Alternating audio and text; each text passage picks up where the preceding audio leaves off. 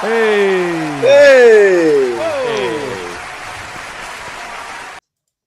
Good evening, everyone. Welcome back to the show. It's been about a week or two since we've been back, so great to see everyone. Last week, I had to pull an audible, and I just said, you know what? I unfortunately I can't make it. Work had me staying a little bit later, and to be fair, it was a brutal week for all of us. All of us have side projects, creative projects, but also full time jobs, and some of us even families. So we just said, you know what, let's take last week off. Yes. You forgot side hoe, but that's okay. Well, Okay. I mean, Tatiana only comes around so often. So when she's in town, or sorry, Tina, I should say. But Tina. when Tina's in town. I don't know. Yeah. But it's good to be back. It truly is. Because like when work just takes over, it's good to get back into the things that we love and the things that we enjoy, like doing this show and having some good fun and some good laughs. So yeah, I'm excited and thank you all for being here this week. And everyone in the chat, thank y'all. It's been like a week or two since I've seen everyone. So MG says, "Oh, hardy har har." Oh, we're doing a show this month. Oh, good. Just one. Just one. Hey, you should be you should be so lucky if you get one. We've got Jamin D in the house. I'm back, baby. Now MG also asked how many copies of ISOM 3 did you guys order? I believe the pre-order opened up today. Was it today? Yeah. I think it was today. Yeah.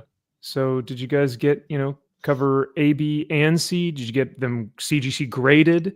Did you do the full package where you get the shirt that says business on it? Yes. Oh, everything. Right. You got to get it all so that way I get my free copy of Alpha Core. You got to get that hundo. Reach that hundo, then you get Alpha Core for free, which I don't know why you're giving that solid gold away for free. Oh man, we will MG, don't you worry about that. We will be talking about Ripaverse in just a moment. We've got Rudy here. Good evening, everyone. What's up, Rudy? Great to see you. And then let's see. Who else? I thought I saw Slavic one. There he is. Kyle, did you back Snowman 2? Ooh, we saw some covers for that. You bet your sweet ass I did. Yeah, that looked good. Kaiser Jose, what's happening? Doge. We need a Doge for Marvel Comics, man. Oh. After the news that just recently came out, we're gonna need a Doge there. Oh yeah, Kaiser, if you actually go into our previous streams, one of our Max's Man Cave shows, probably about a year ago, was a Seinfeld stream. It was a sign stream.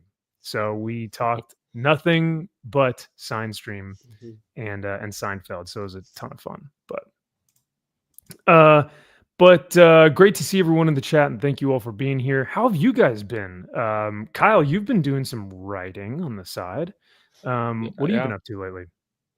Yeah, that work's been just a fucking nightmare. But yeah, a lot of things, got some art coming in, finishing that stuff up, and the fun parts of putting a book together and, making sure you have your page layouts and everything correctly and you're not going to fuck anything up by accidentally having, double splash pages on, subsequent page. You don't know. I would never do that. No one would ever do that. That's just like your publisher would ever do that. Yeah, exactly. And you mean nobody would be able to check it beforehand either. Yeah.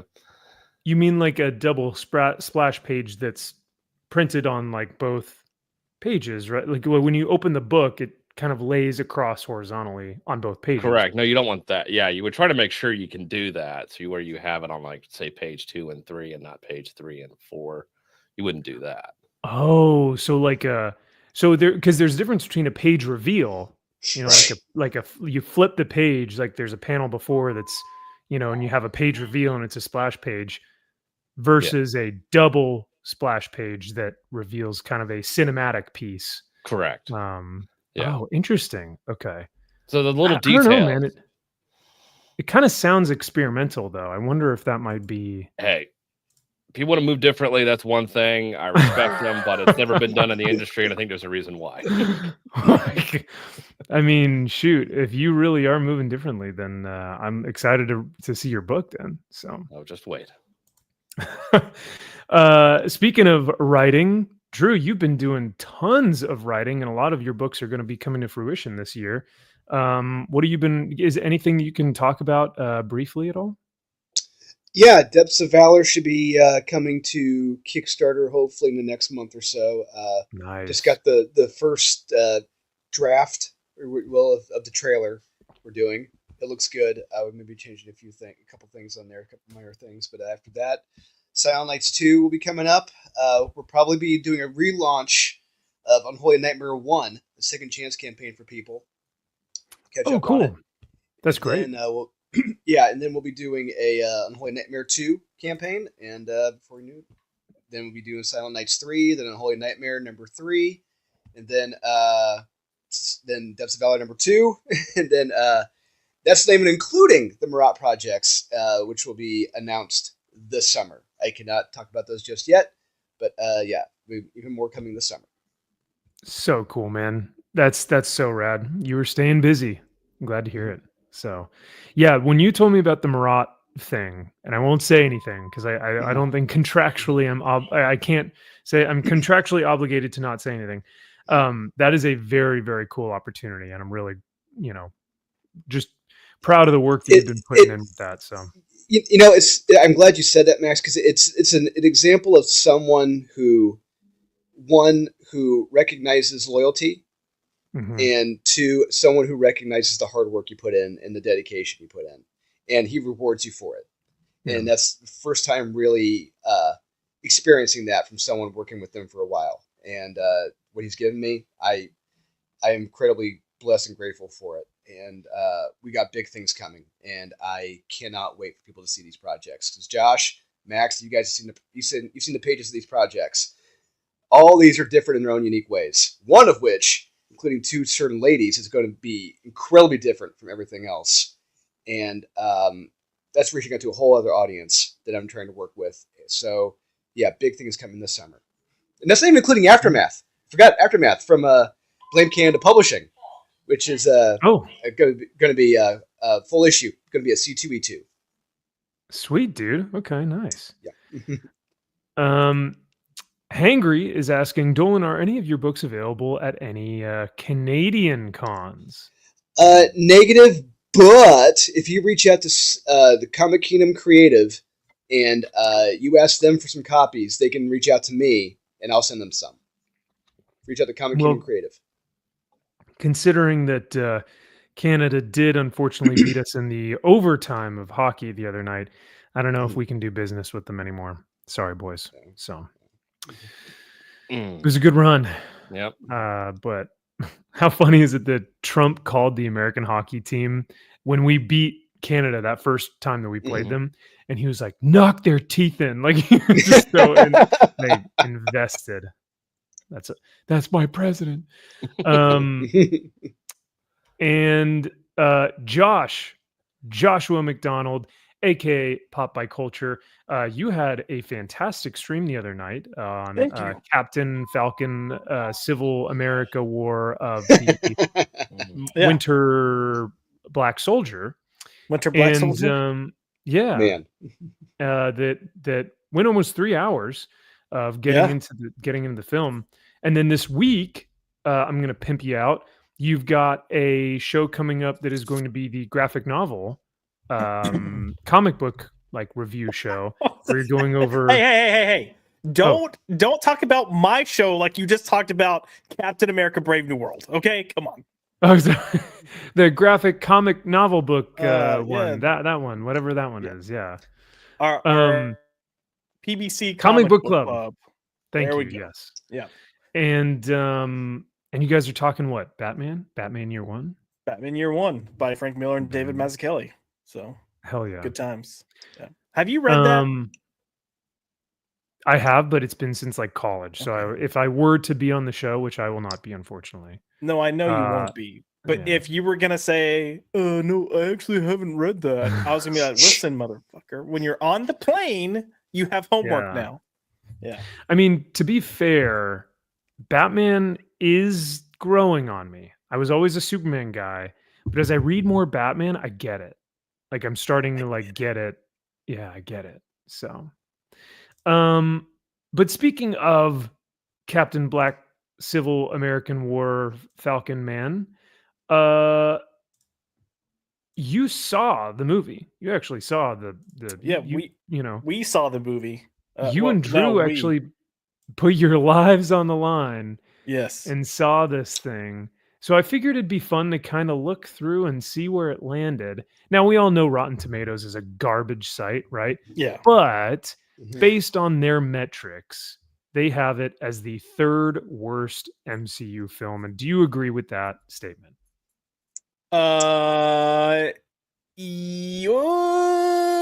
It's tough. No. So Quantum Mania is exactly where it should. Well, no. Thor: Love and Thunder. Thor: Love and Thunder should be at the very bottom. It's the what is that? The 5th lowest. It should be.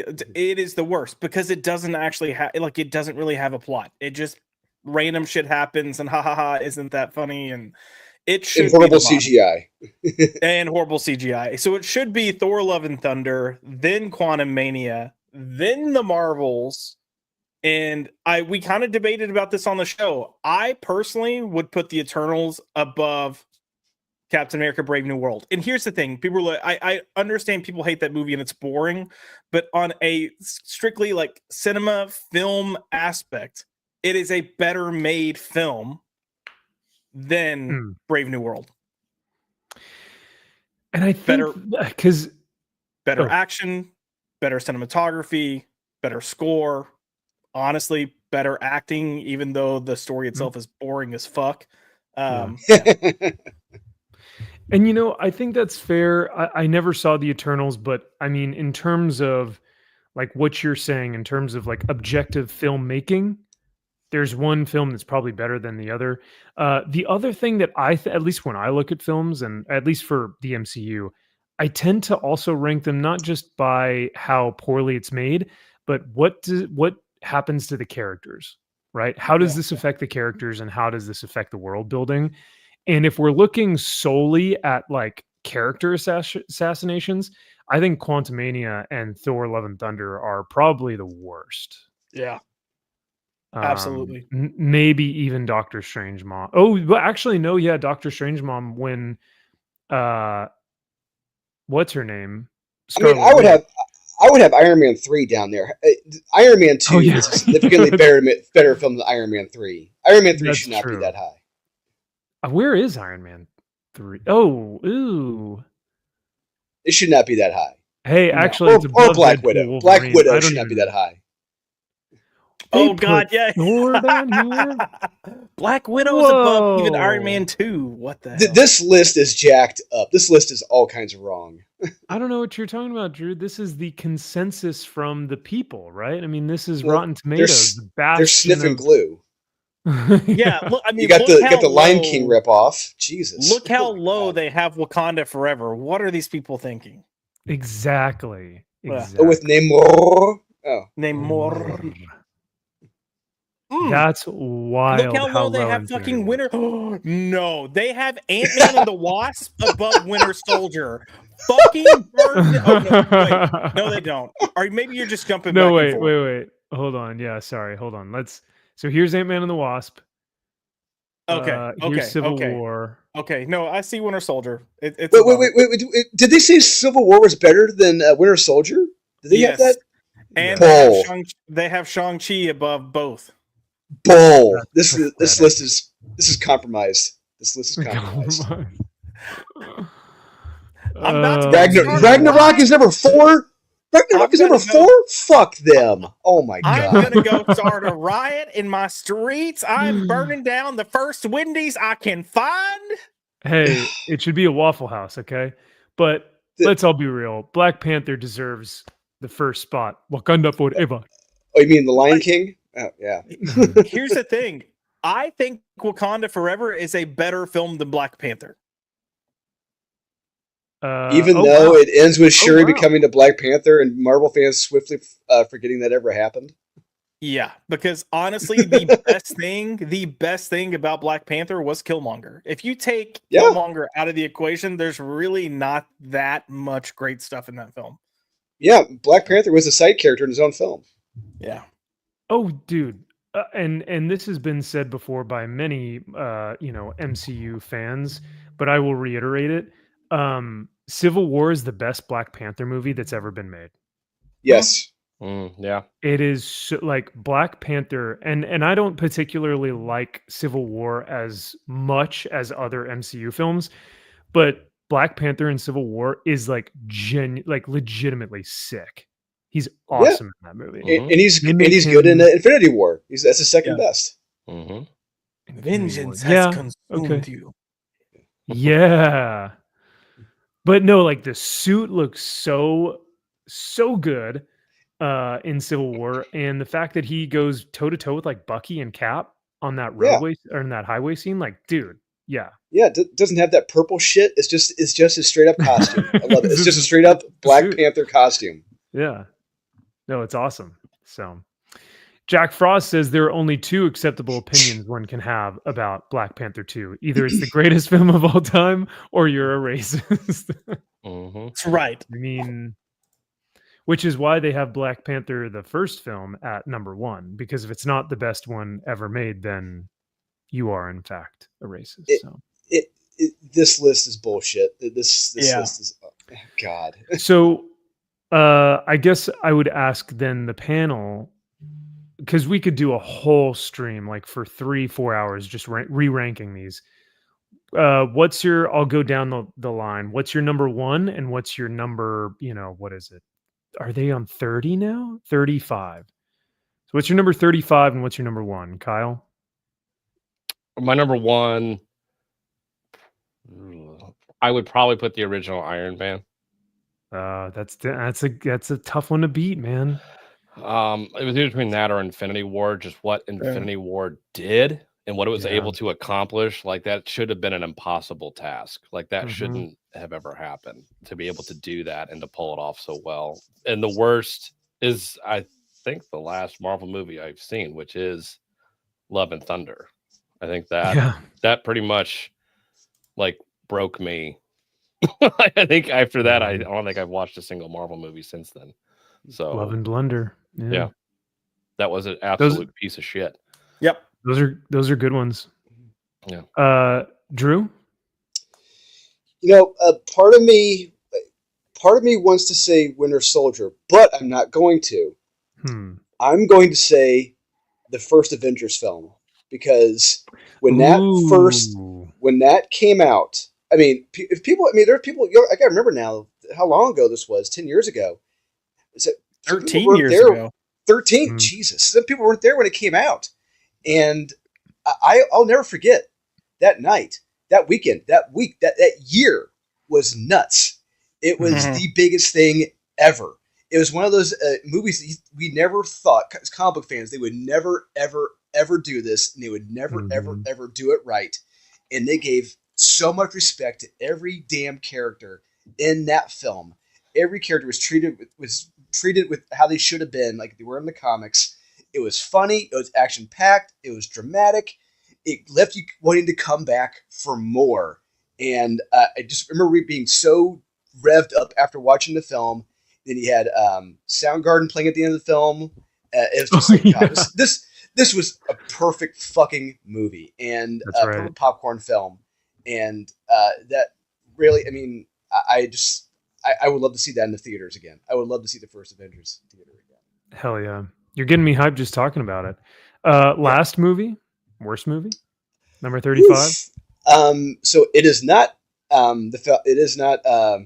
Cap Falcon, but I will say Quantumania. I remember seeing that, and I just remember repeatedly shaking my head, just like I just in utter disbelief that this is what we've come to now.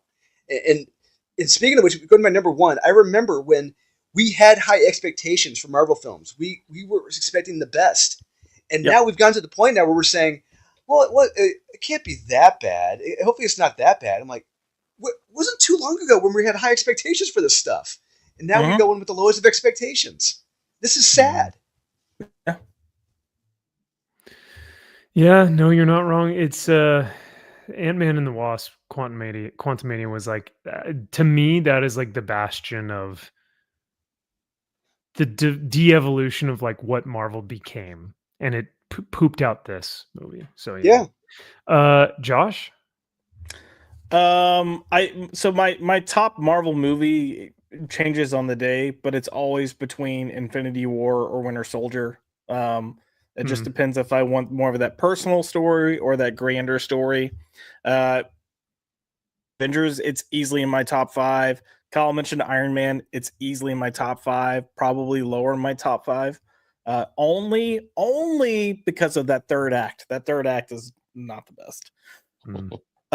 Worst, Thor: Love and Thunder for me. And honestly, it and Quantumania are both at the same level of shit. They're the same shittiness. But I expect more from Thor than I do from Ant-Man.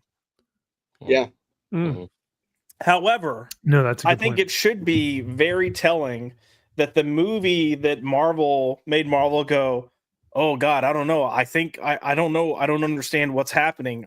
We got was Ant-Man and the Wasp: Quantumania, because they legitimately thought that was going to be a huge hit. They legitimately thought that was Avengers level good. No, they had an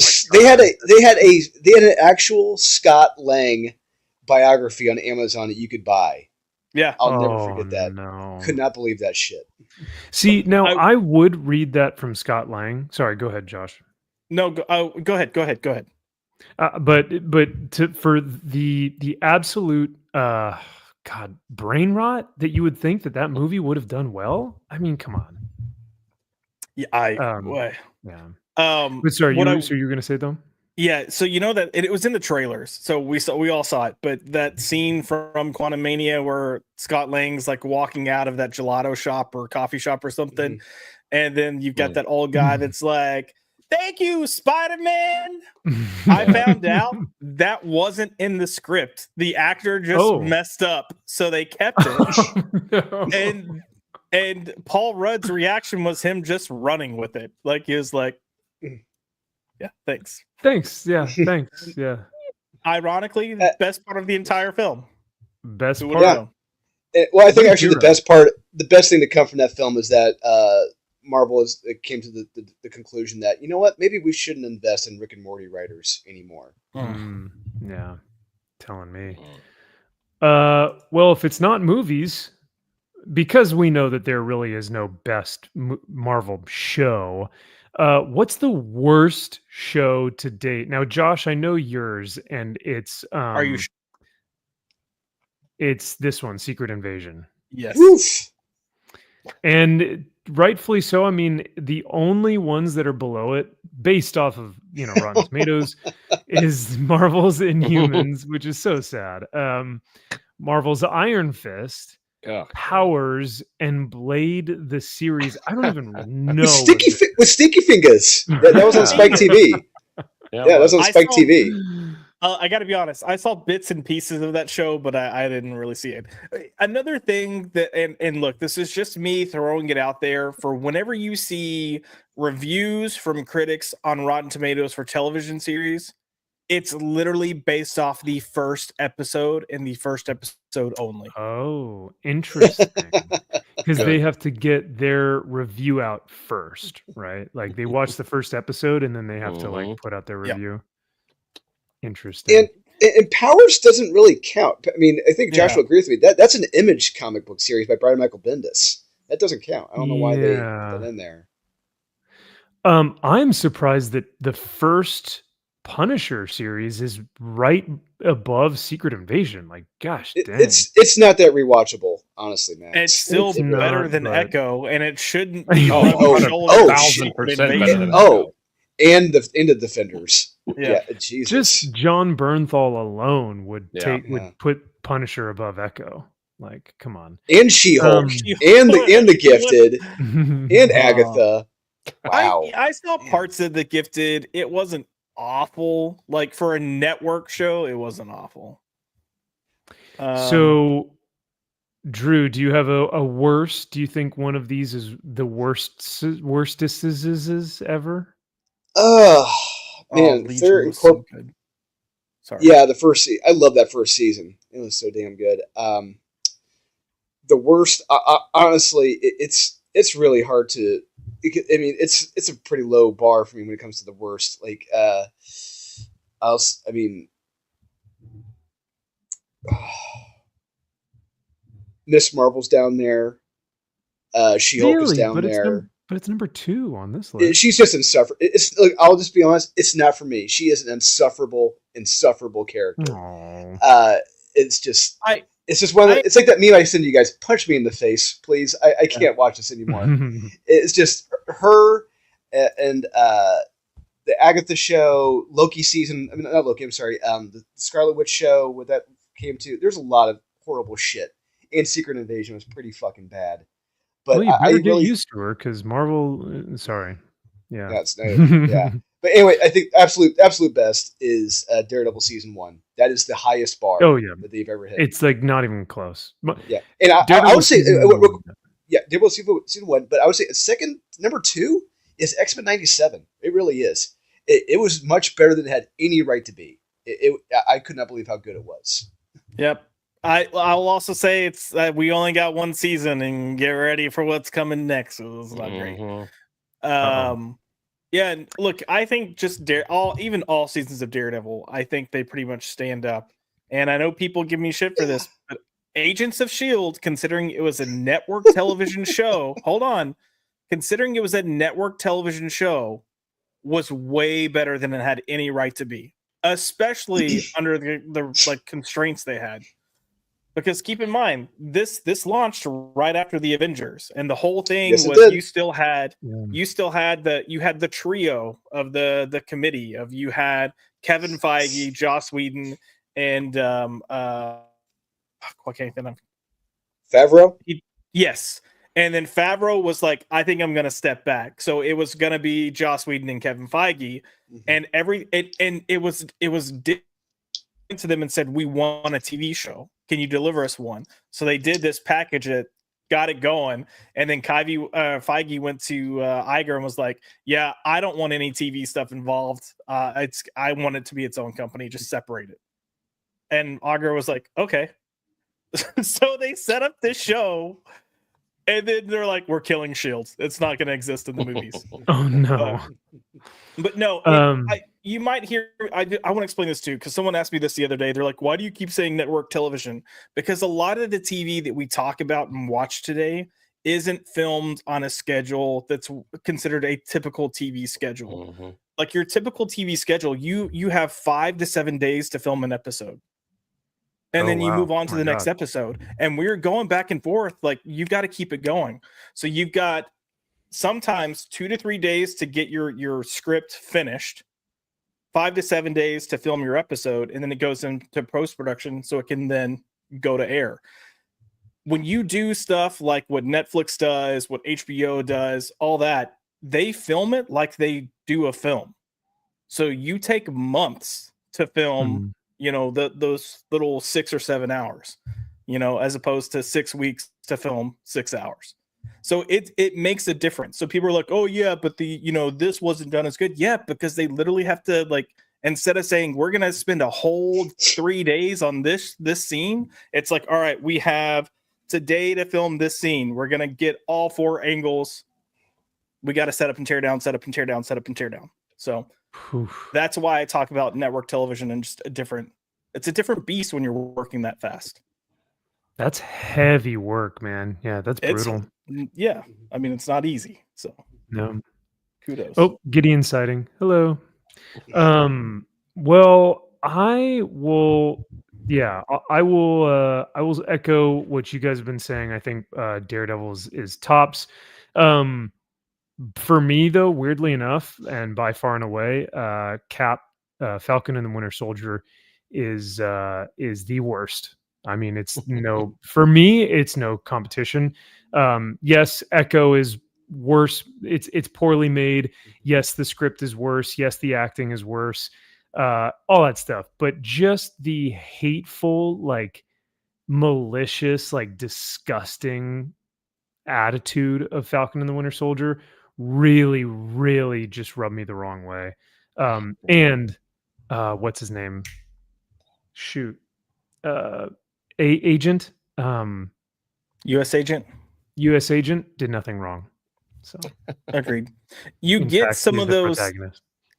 Some of what you hate in Falcon and the Winter Soldier. You get echoes of that in Secret Invasion. Just don't watch it. Oh, I was going to say probably even more so in Secret Invasion because it's a deconstructive, Like Nick Fury. hey, it's pretty much saying yeah. that Nick Fury is only successful because of the Skrulls and everything. Yeah. And he was not successful on his own volition.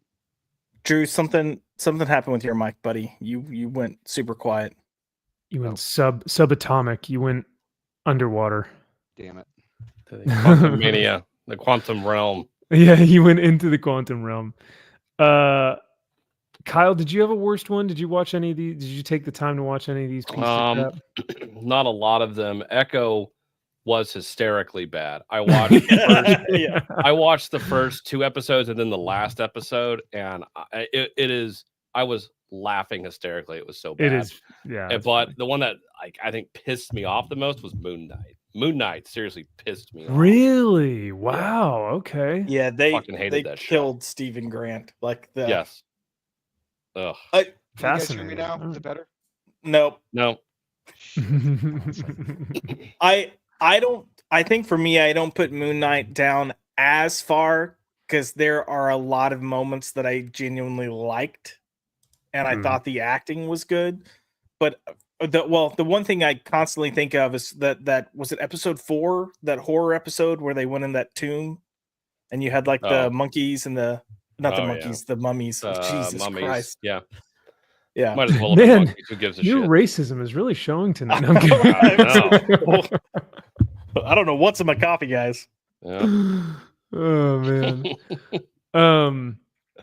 Well, I just thought we'd go through some of those because I thought it was funny. I remember that Josh had seen, I remember Josh and Drew had seen that awful Cap film. So I was like, let me see where this actually ranks. Like, where is it bad? And then I went down the rabbit hole of like, oh my god, look at all these different projects. So yeah.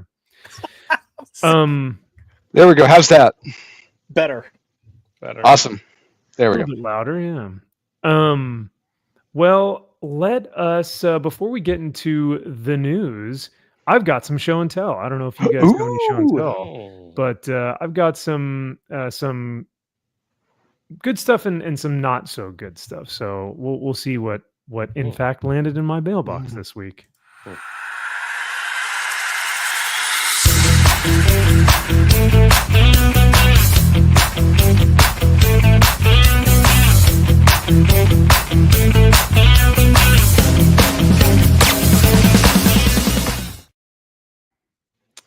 So tonight is going to be a bit of a Conan showcase. And I did not plan for this, but it just so happened that I got this in the mail. This is the colossal edition of Conan the Barbarian. That is Toadstorbs. It is Toadstorbs. Now there may be something after this that just coincides with this. Oh, wow! They got the what if. Oh my god! Wow, pretty cool, right? Yes. But I mean, it's got the greatest hits. You've got of course, your John Buscema. You've got your Neil Adams. You've got your Jim Lee.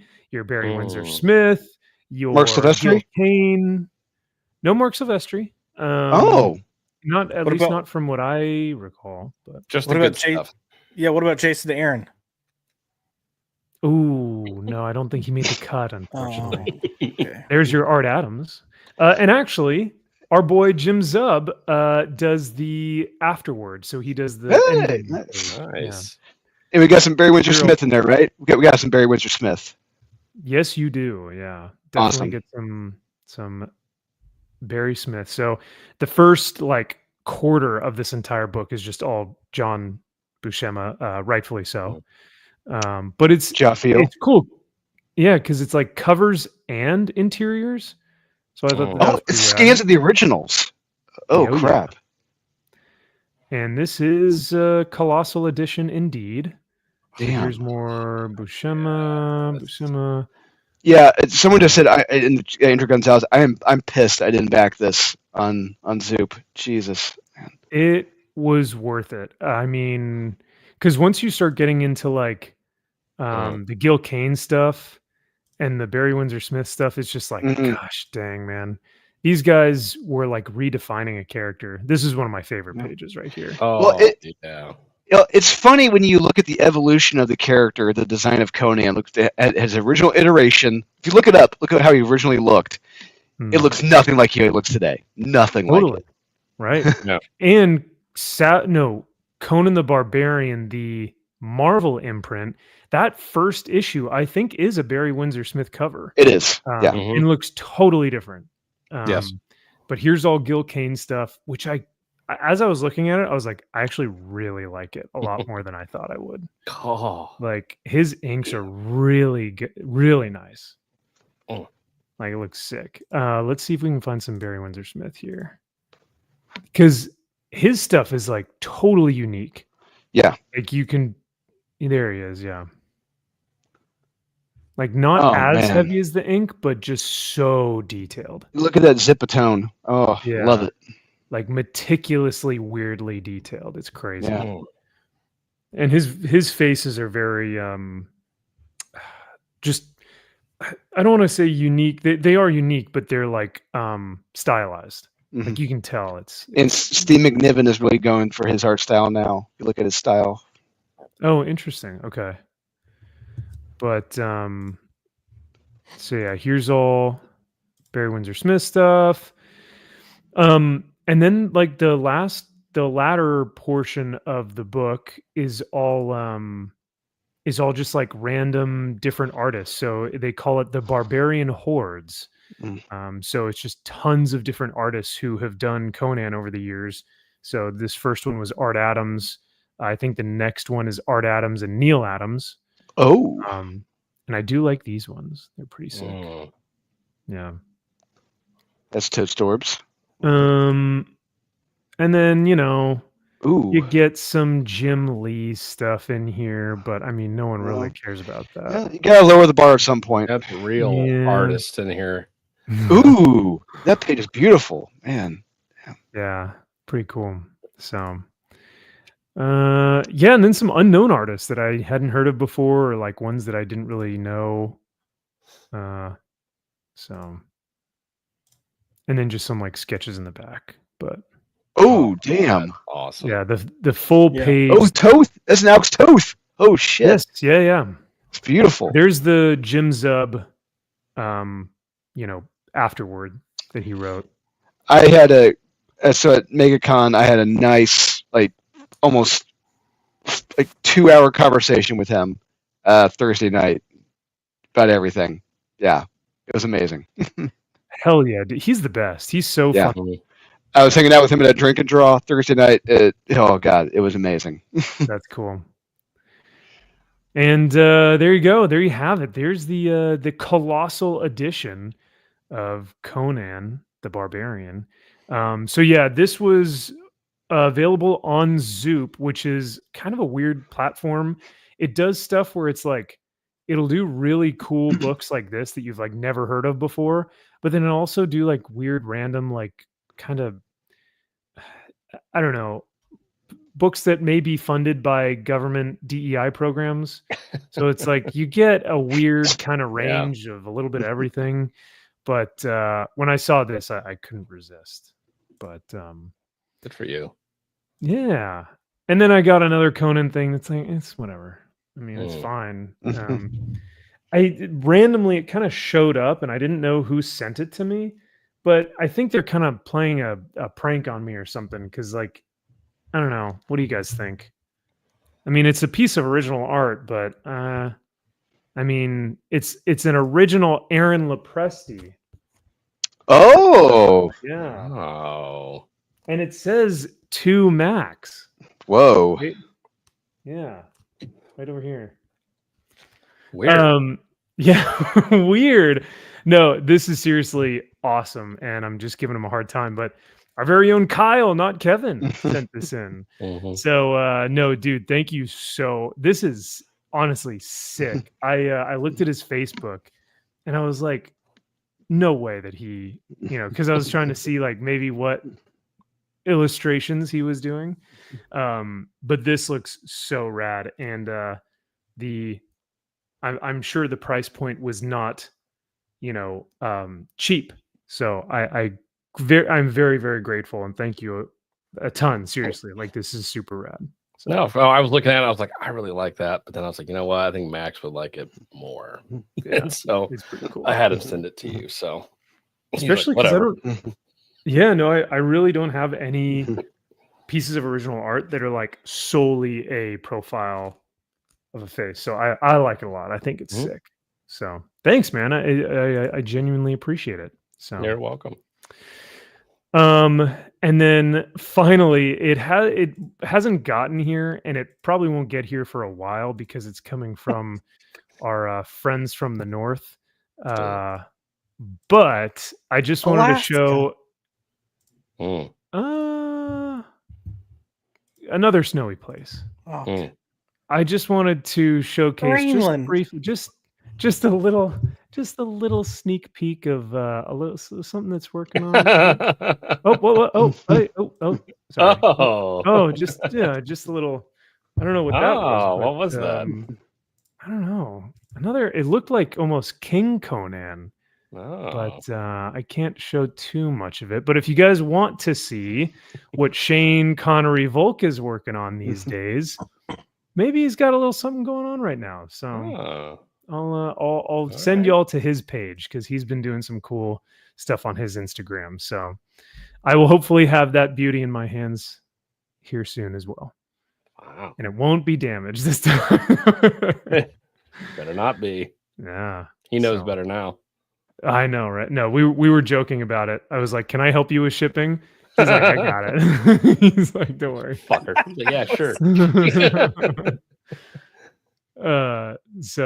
But yeah, no, thank you again, Kyle, for the Yeah. original art, man. I totally did not expect that at all, and I was like, "Damn it, this bastard! That's cool. I love it." So, No problem. did you guys have anything to showcase this week, or was it just a bunch of Conan stuff? I have one thing. It just showed up. I forgot I backed it. Okay. But this is just something stupid. I picked up the Guy Gardner recently released McFarlane. Very nice. I had to. Okay. So, yeah. Wait, so that is officially the Nathan Fillion Guy Gardner? Doesn't look like gay Nathan Fillion. No, it actually looks like real Guy Gardner. So, oh, Yeah. okay. I don't know Interesting. what Josh, that do you is have in that anything to movie. say about calling him gay Nathan Fillion? That's kind of rough. Man, Tard bucket in the film. yeah. Mhm. The only bowl that matters. oh my gosh, what a God. Super Bowl marketing branding Ugh. The technique. puppy bowl. The marketing they've done for this film so far has not been the best. The recent one with Shaq is embarrassing. I've not seen that yet. I haven't seen It's that either. bad. Oh, It's so stupid. yes, it is very, very, very stupid, and it really has me. I really strongly believe at this point. You can call me out later in the year if I'm wrong, but I really believe Fantastic Four is going to do better than Superman. You're probably not wrong. I may agree with you there. I feel like Marvel fans have better. They have a better perception of the Marvel brand, whereas DC's brand is like they got nothing. What is it? We don't know. Yeah. So at least there's some goodwill with Marvel. And if they do something with Fantastic Four that is somewhat, good, it may have legs to it. But yeah, with Soups, it's like, gosh dang, man, that's going to be tough. Well, It's you gonna be an have uphill that battle. fucking retard kid spouting off for Superman, right? You have that fucking dipshit with his, Soups. followers. Yeah, Soups no. for Let's Soups, right? go. Yeah. Yeah. Let's go. He's The gonna one with the bring big them in by hands. droves. You're gonna make so much money from Yeah. him. This the big hand is this influencer, big, and this hand Yeah. is this big. Mhm. That's not depth perception. That's just my hand. It's just really He's my like- hand. He's like, bro, I'm I sorry. gotta tell you guys about this thing. And it's Yeah. like, oh my god, what's going on with your hands? down. That comment you made 2 weeks ago, you were like, did Marvel break his finger or something? Because it's all jacked up. It was like, Yeah, you look like a I was fucking dying. linebacker from the 90s. It's like, what are you doing, dude? Did you Brian play football? Urlacher's fingers Yeah. just naturally look like this. Yeah. We had a linebacker coach in college who, like, when he'd point, his finger was just Yep. always broken. So he'd point to something, and it was just like that. I was like, "Where are you pointing to?" I don't man? know what are you mad? I don't know. Oh, well, I just wanted to showcase all my cool Conan stuff for show and tell. And thank you for showing off your Guy Gardner action figure. Real. So let's get into some news.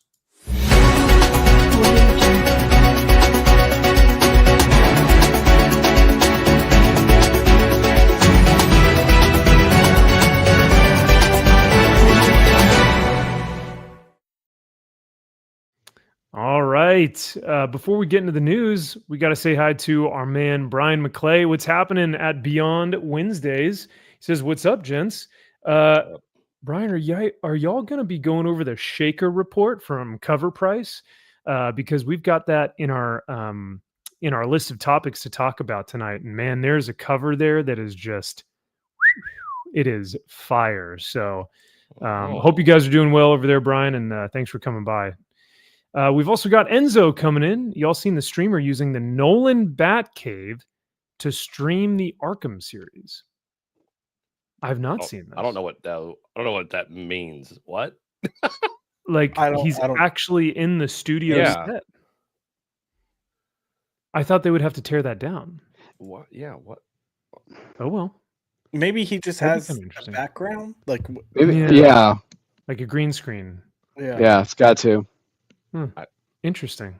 Oh, I don't follow streamers. I don't know what that is, but come on. You don't follow XQC or what's another one? Kai Sinai or Dr. Disrespect? or yeah, whatever. Yeah. up. yeah. You're just no. That's fair. Sorry. But I do know that you follow comic creators. Woo! So Dallas Fan Expo coming up in late May, early June. We will be going as a comics aficionados group. This won't be too long. I was just laughing my ass off. Oh, did they remove him? Uh-oh.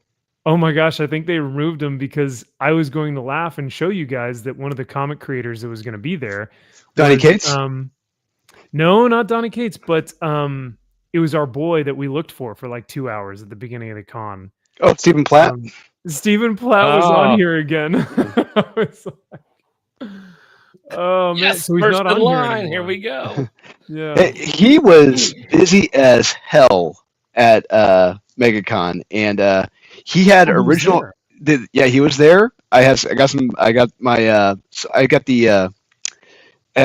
think I showed it off on a show and tell. It was like Extreme Sacrifice or Extreme Judgment Day or whatever it was. I got signed by Stephen Platt and Murat. They both worked on it. I took it up to Stephen, and he was flipping through it for like 10 minutes. I asked him to sign. He was just going back through it. He's like, I'm like, this is odd. I have a line behind me. He's just flipping right through it, going through it like he'd never seen it before, or he hadn't seen it since it came out. But he had original art for sale too. He had stuff up there, like all his interior pages, everything up from like as far back as his Prophet stuff for Cable, yeah, everything was up for sale from like $200 to $10,000 on the board. Oh my god. Yeah, that's crazy. Well, yeah.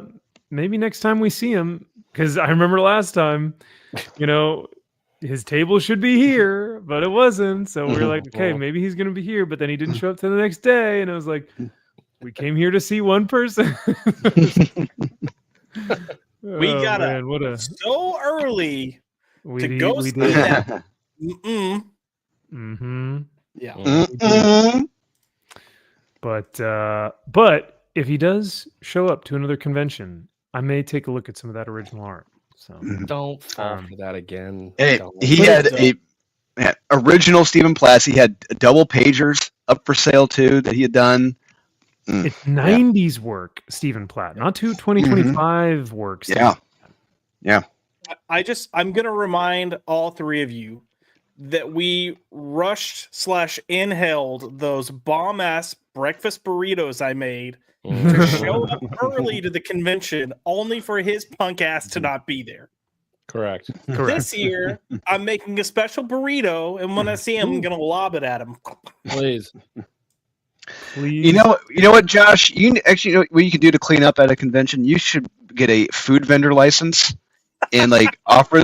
I guarantee you, if you go through like the exhibitor and artist alley before the show floor opens, offer breakfast burritos, you'll clean up. I guarantee it. You could afford a Stephen Platt remark at that point, probably. Yeah. Oh yeah, there you go.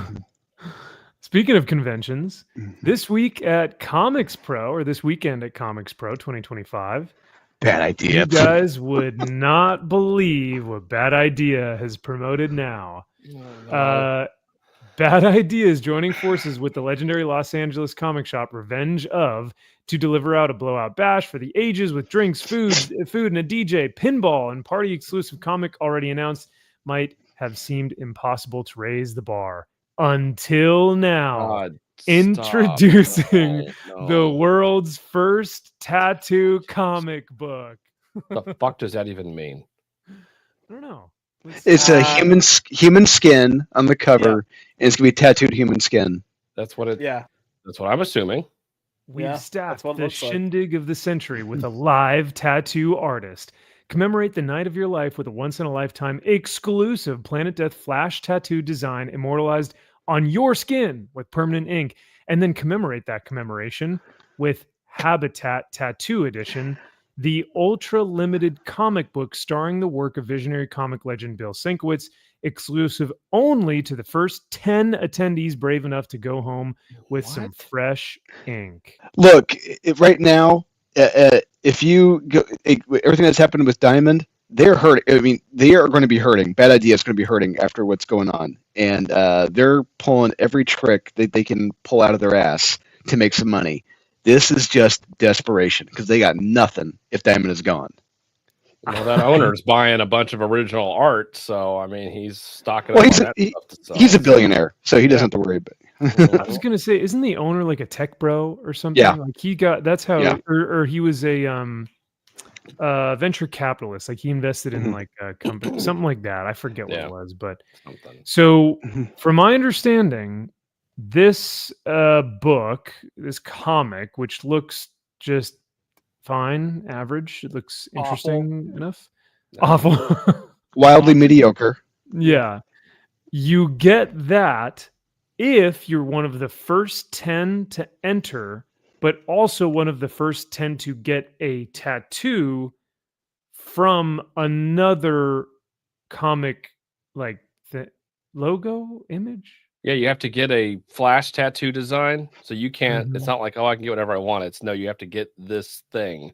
Yes, on your skin. So the exclusive Planet Death flash tattoo design immortalized on your skin, and then you commemorate that with a commemoration of the comic book titled Habitat Tattoo Edition.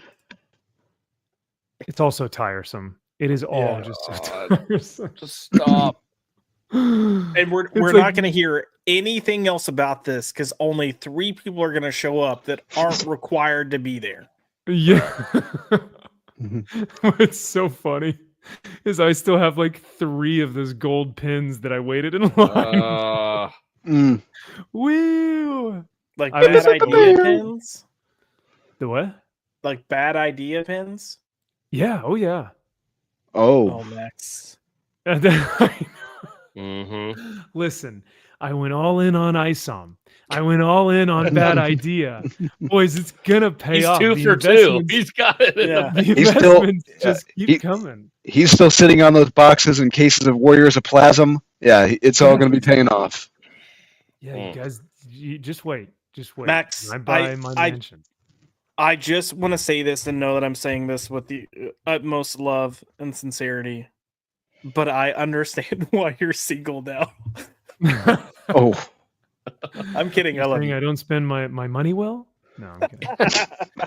Well, Wait, so is this Sienkiewicz or Sienkiewicz? Sienkiewicz. Sienkiewicz. Okay. Yeah. All right. And now, Jack, is that correct? Because I want to make sure that I'm saying it right. Sienkiewicz. It's You need to emphasize- TDS. He's a fucking douchebag. Bill Sienkiewicz can go Interesting. fuck himself. He's an asshole. But he did the cool Conan cover, I thought. Sure. He designed Maximum Carnage. He designed the whole design. Yeah. New Mutants. Yep. Legion.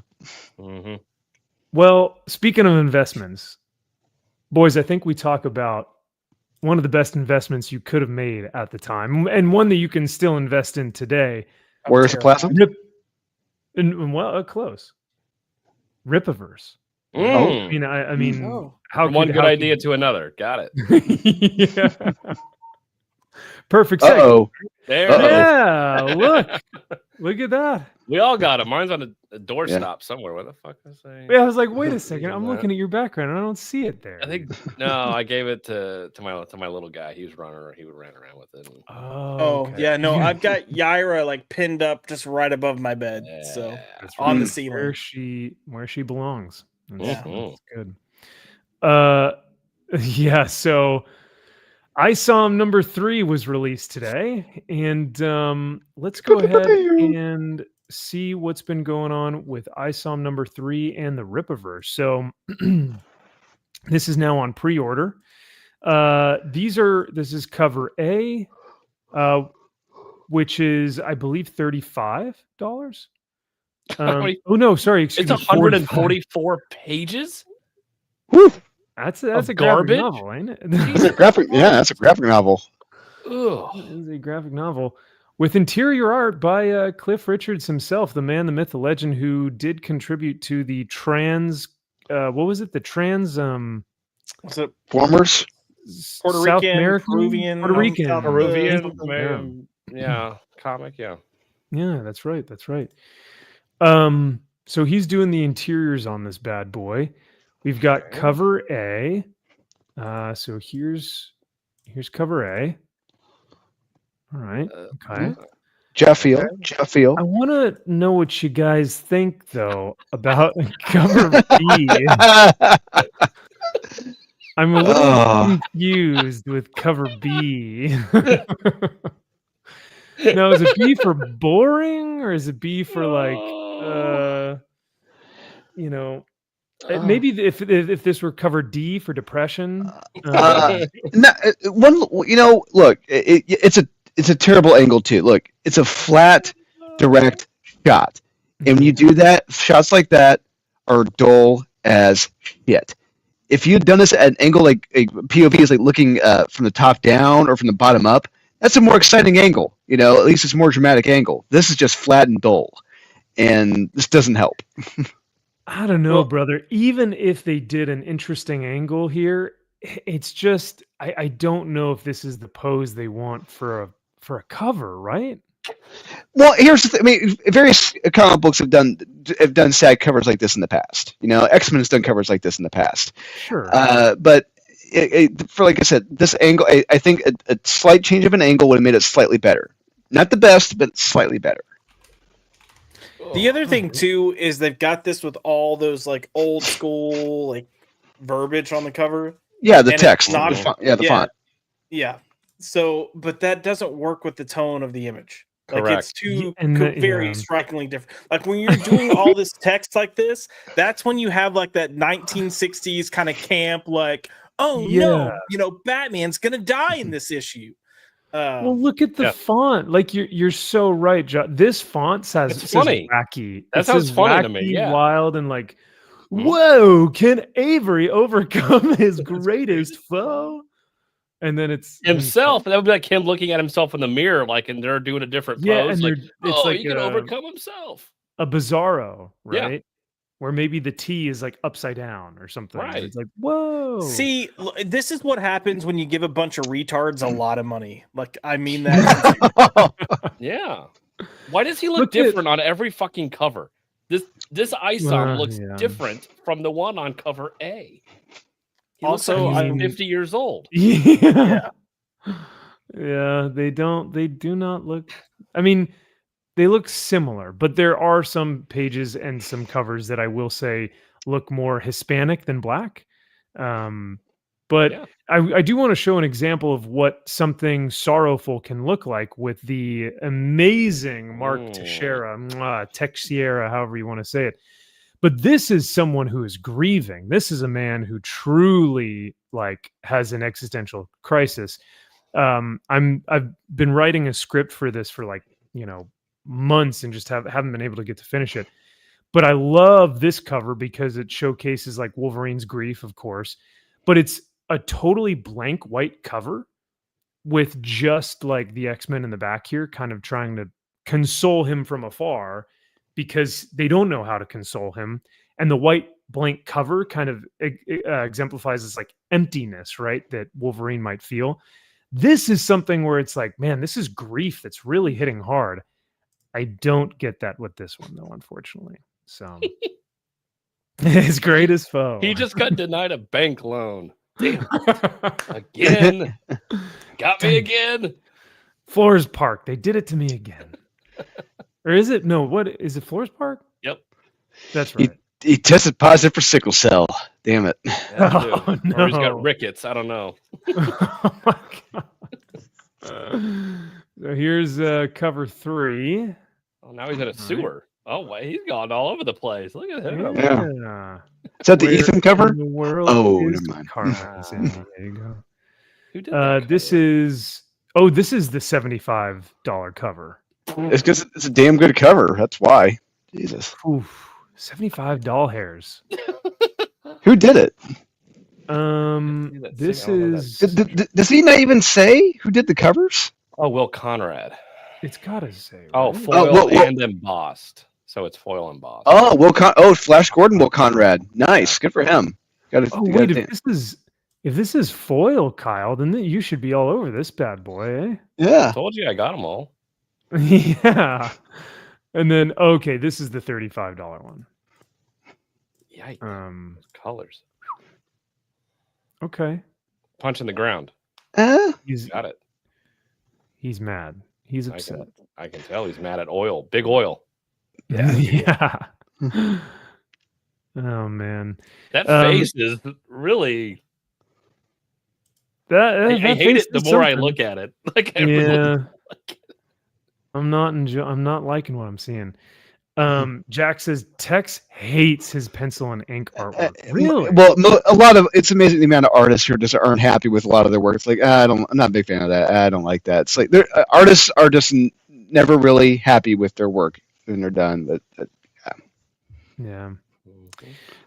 What's happening, Jay Blue? He says the Fab Four is all here. Yes, sir. Oh, yes, Josh. What the hell is he even doing in this cover?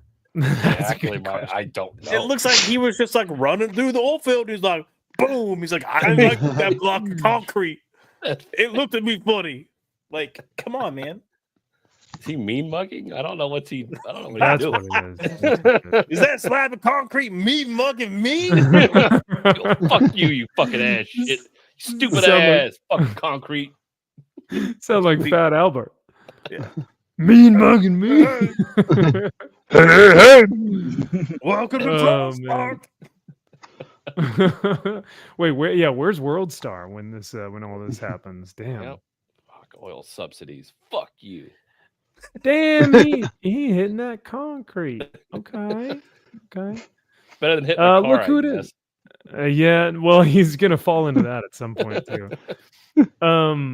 We've got the great Aaron Sparrow here. He says, "Am I an idiot for not having a cover as part of the Kneel Before Doomface campaign over $25?" Everyone Yes. is now. Yes. Everyone is Guess stupid for not doing this. so. I guess so. Yeah, he really just said, "F your sidewalk, man." Hey, these sidewalks were paid with taxes, and taxation is theft. So F your Yeah, sidewalk. so fuck your streets and fuck your sidewalk. Bitch. Yeah, get the hell out of here with this bullshit, man. Man, this is some old bullshit. Oh, Oh shit. man, we haven't seen ISOM in like any rooms though yet. So I don't know. Uh-oh. Who was that? Who was it? God. Is that why he's depressed? He's facing himself. He's sitting down and he's like, he's like, I know I heard a chirp somewhere. He's just sitting there thinking about where the fuck I cannot find it. it's somewhere. He's just like, I fucking heard it. His greatest foe, the smoke detector. There was a great commercial about those, like 5-10 years ago. Like people like there's smoke detectors going off in their homes. The guy thinks he's found it, but it's like one like it's behind them or downstairs or whatever. Oh man, too funny. Oh, shit. Oh man, so wait, did these covers go up? Because 45 really does. Like I thought I bought my ISOM one for 35, right? Shouldn't the cover price be going down with the After more money shipping, they're right? making? Wasn't it 35 including the $10 shipping probably, right? Yes, that's correct. So it was 45 total probably, but like with tax and shipping, but Yeah. 35 I thought just base for the book. But you're getting 144 pages now, all done correctly. So Yeah, versus Wait, like what was it, 90 before? oh god. Oh, maybe that's 100, why. but yeah. Wait, done correctly? That's kind of an odd thing to say. Why would you say done correctly? You mean you're insinuating that they wouldn't be printed correctly? Oh no, I'm assuming they are going to be. I just wanted to reiterate that they will be done correctly. Would you be shocked if I told you that there may be some creative decisions that would not reflect that? Uh-oh. I would be very Oh. shocked. Hmm. Quality Well, I think control is highest standard. The highest of priorities, right? Yes, it should be at the the only reverse. priority. Top. I mean, Yep. if you are asking someone to pay $75 for your book, I would assume so. Yeah. But Mhm. but I mean, this, to be fair and to give all, to be as good faith as possible, this video does not hail from the new ISOM 3 campaign, but actually the Bloodruth campaign. Now, which one of you has the Bloodruth poster? I think that might be the True, right? True. Yeah, the Yeah, creative. I have ISOM. Oh yeah, Kyle's got the best one. Yeah, I got the Bloodruth. Yeah. Well, Drew, this might be.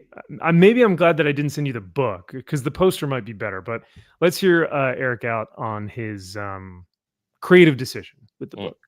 Reverse comics, and I may have screwed up just a little bit. You know how things they play out in your mind, and you want to experiment, and then when you see it kind of coming to fruition, it doesn't quite look like you may have intended. So if you do something of that nature, like say you have a panel layout a certain way or a page layout where it's, a little bit different. I know in the 90s they had a double page spread, but you actually had to turn the comic, like it was someone standing. And so you had to just kind of turn it like a poster.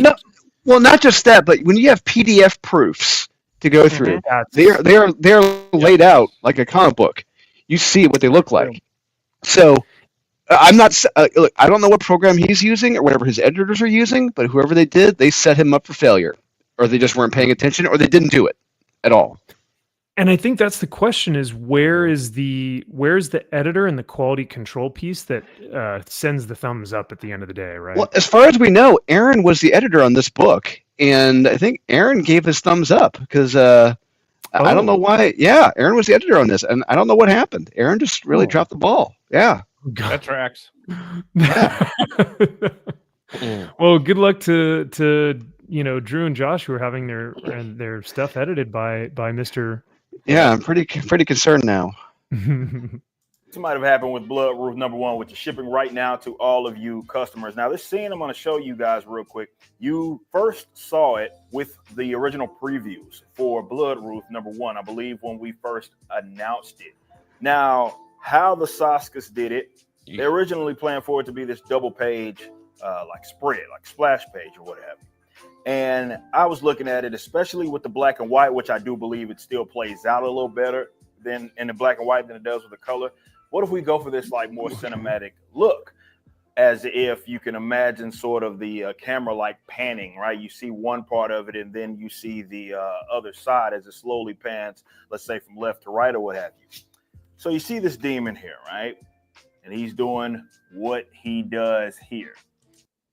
You can't see the demon here on this page, other than the arm. Yep.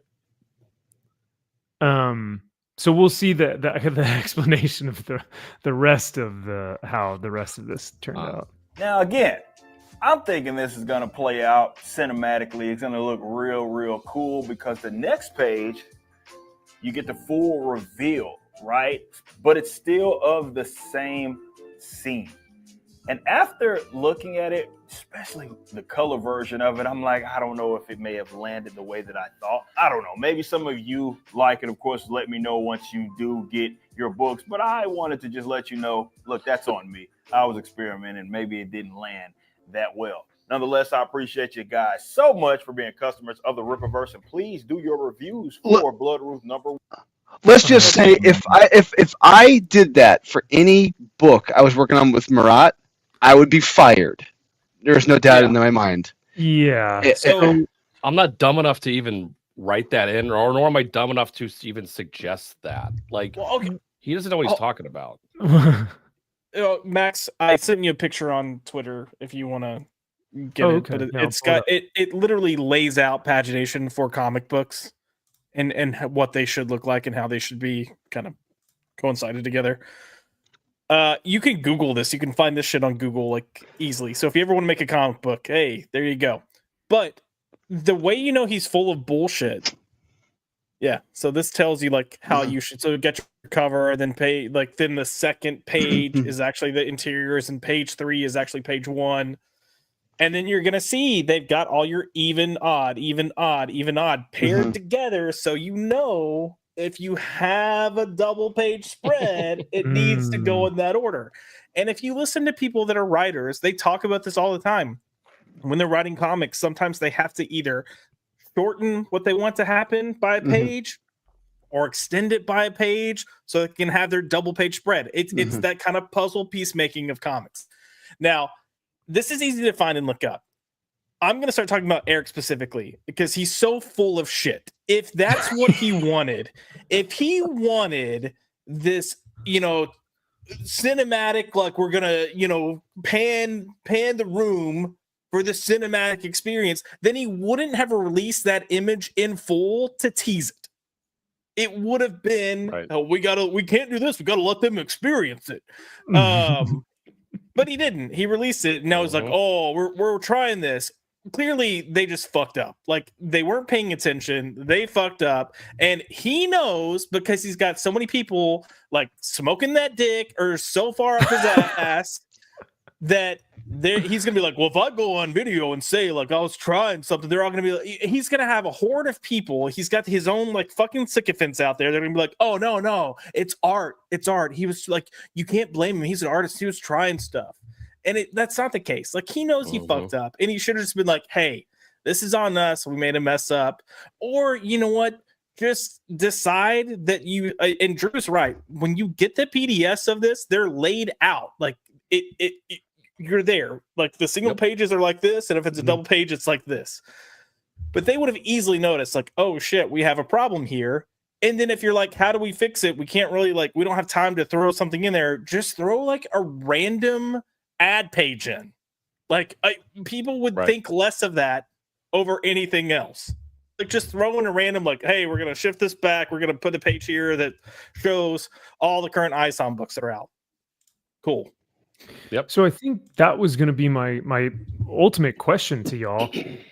how much is Eric stretching with this, right? Like, do we genuinely believe that this was a creative decision that he made where he was like trying to pan across and that's how he actually wanted the pages to turn out? Or do we think that this was just a mistake by the editor or by Eric or by whoever, and he's now trying to cover for them? Yeah, it's a mistake, and he's just trying to cover for it. And he doesn't have enough humility to really say, like, hey, we fucked up in the editorial process. But what's odd is that there's a monicum of like, respect that I will give him, because he's not pinning this on anyone other than himself. But at the same time, he's not really saying it's that much of a mistake. He's not saying it. He didn't. Did he even say the word mistake? Did he say? He just said, "Oh, if you don't like it, it's on me." Yeah. Yes. He's like, "Oh, we're testing something out. We're experimenting." No, you're not, dude. Like, fuck off. You're not. And that's why I think it comes across as disingenuous. Right. Sorry, and if ahead. you were going to experiment, you try it. You look at it. Right. Have the artist do that. Look at it, and then you can easily say this is fucking retarded, and you don't do it. If you, even if you wanted to try it, just try it. You can try it. Have an artist do anything you want. But don't you have proofs of the printed book that you like have in hand, and then you flip through and you go, a sane person does. Well, you would hope so. Any publisher will do that. Yeah. Part of me wonders too if it was an like it was an accident, and honestly, the editor should have caught that. That's your fucking job. Yeah. And then if you had competent writers, aka not the Saska sisters, they would have known not to do that to begin with. Like they would have had an awareness, like, oh, you start a double page spread with an even number. Period. Yep. But part of me wonders if they're like, oh no, we're gonna have like this deadline, we're gonna get it out, so just print it. And I bet Eric said that, and then that's why I'm sure they're like, yo, this isn't gonna help our case. Well, like we're already getting shit. This isn't gonna help. But you know what? Here's the deal. People are gonna shit on you if you have a mistake. That's fine. But the reason people get like I get how I am with Eric is because of the bullshit, not the mess ups. Like the mess ups, I'd be like, what a moron. Like do better, and that would be it. But when you put stupid shit out like this, where you try to be like, oh no, and you do that smarmy bullshit, I can't fucking stand you at that point, because you're showing who you are. You're showing you're just a piece of shit. Okay. But I honestly, Josh, and I think you and I see eye to eye on this.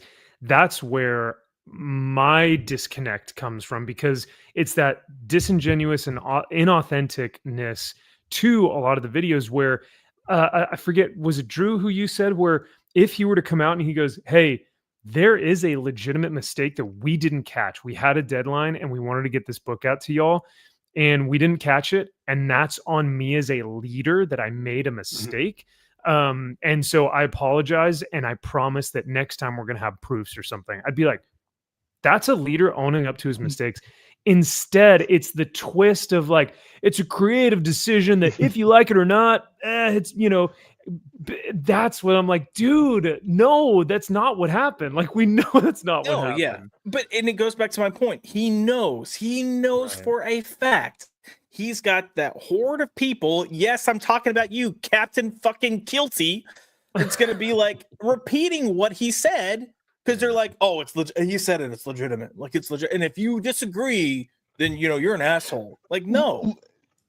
Comics have been around for over 100 years at this point, or close to 100 years. There's a reason why no one in the history of comics has done that before, because it doesn't make any visual sense. No. Because if he's saying, I want the viewer, I want the reader to read like it's cinematic, like it's panning across the, like it's over 2 pages at once. You mean my eyeballs scanning the page left to right? You know what I mean? Like that's how we read, is we scan the double page spread and we go, whoa, look at this cinematic masterpiece, right? You don't look at one page and then have to pause and turn the page and go, oh, there's the other part. Yeah. Oh, so God forgive me for saying this, but the closest we've probably seen of something like what he's trying to describe, just without the page turn, is what we tend to see with like Bruno Redondo. Like he likes to do those, Yeah. Let's read some comments, shall we? Oh God. So this is from the actual Rippaverse comics page. The editor really fucked up, man. That's not how those types of panels work. Saving this vid for when I want to work out my abs via laughter. Damn, really trying to play off the layout issue as an intentional choice. 85 like. Just seeing this now, holy shit. This guy just says dumbass.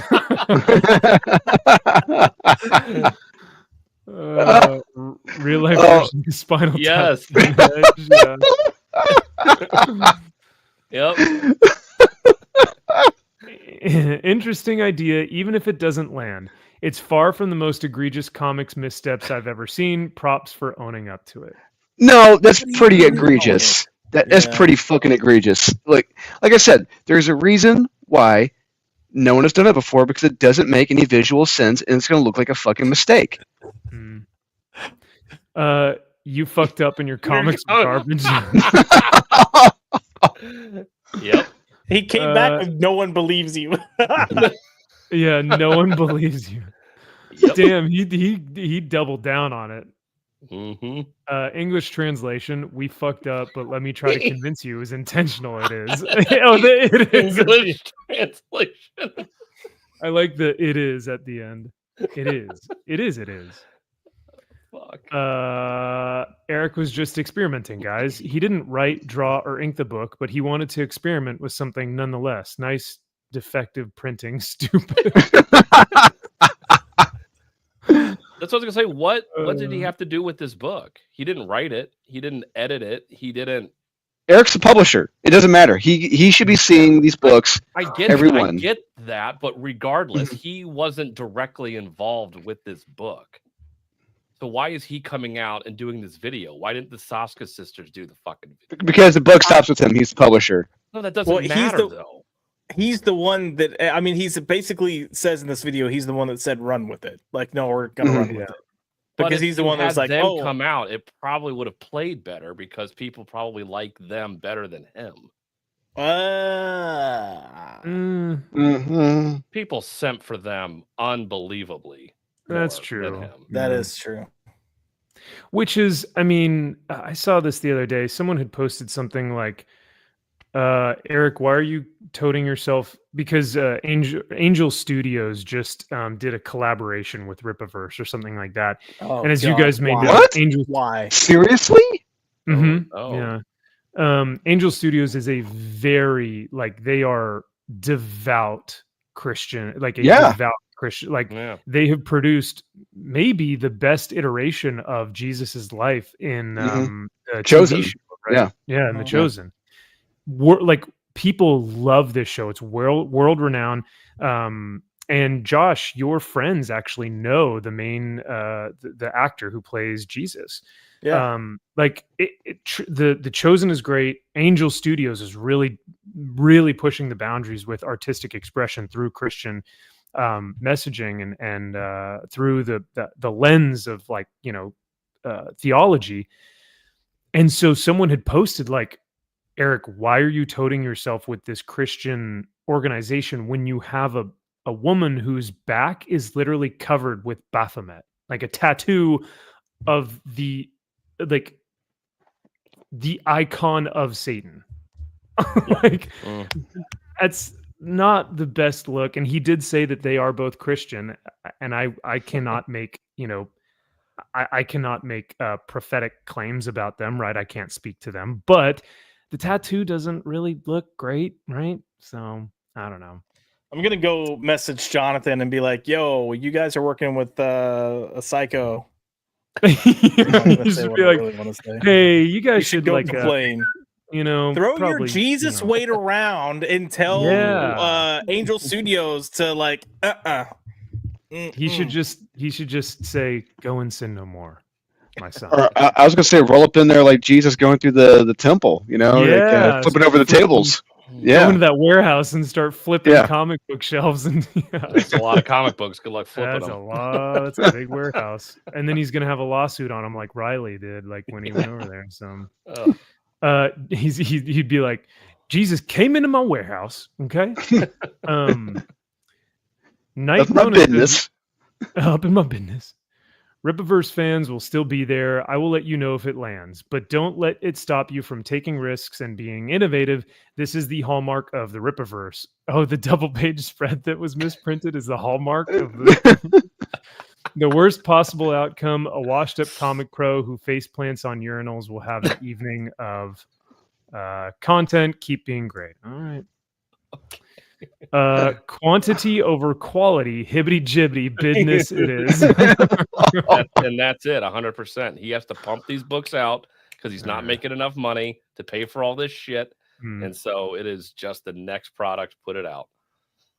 But isn't that the sad part about it, man? Is like when Rippaverse first started, it was, in my opinion, and you guys can tell me if this is what you got as well, but I always thought it was like, all right, we see that Marvel and DC quality is garbage. So we're going to change the game and make something genuinely better, hopefully in quality.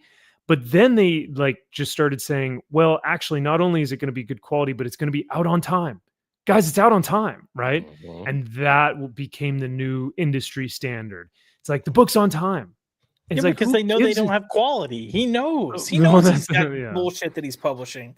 Yep. So he can't keep saying I've got quality when he's doing the same shit and having the same this is part of the same problem. Yeah, he may not have woke shit all in his books, but he's got retardation all in his books.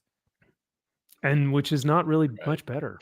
Right. There's a sweet spot. Does it take 5 years to make a comic book? No. Does it take 5 minutes to make a comic book? No. Does he think it takes 10 minutes to make a comic book? Maybe. And it's like, okay, that's your problem. Well, no, we're not going to take 2 years to make it. It's going to take 2 hours. It's like, well, it can take a little longer than that, Eric. Take it easy. Take it easy. There's It nothing looks wrong like- with 3D assets. Yeah. It looks like I will say, speaking of speed and putting together a comic, Aftermath, the preview edition we put together, from pencils to inks to colors, lettering, it took us, I think, a month for 10 pages to get that done. oh wow. And and it looks fucking beautiful. And I hold that up to anything that anyone else has done. Hell yeah. That's awesome, man. I think, of course, Ethan, this is going to be his. Oh, God. light. Yeah, That's And why that, Eric you did know. this video was purely for Ethan. Yep. And he says it's a cinematic camera pan to accidentally miscount the pages and print the other half of a double page spread on the back of the first half. I love the artistic excuse making. Holy shit. Every day there's some new fuck up. So the comments of this are pretty good too. Did he really just hibbity a double page spread to include a dramatic page turn? That's a new take, or I'd agree with you. Fucking up page numbers. That's just Jibbity's razor. Jibbity's razor. Oh, Never heard that before, but that's really funny. Jibbity's razor. He knows he fucked up and that his fans are morons who will believe his lies, Yep. which they are. Look at the replies. Yeah. I don't know. We saw, for a lot of the replies on the Rippaverse comics, well, then again, it's my Twitter, so my Twitter may be Yeah, showing you're gonna something see. Yeah, Mhm. Yeah. It's Jibbity's razor. You never know. Yeah, someone didn't count the pages right for the double splash. Yeah. $1 million business with a team of rockstar editors all missed this. Mhm. And that, yeah, so it looks like it came down to trying to get this out on time, not wanting to miss the deadline because of that brand reputation. But that's not. Look, you cannot. That is not a fucking excuse. It does not take long.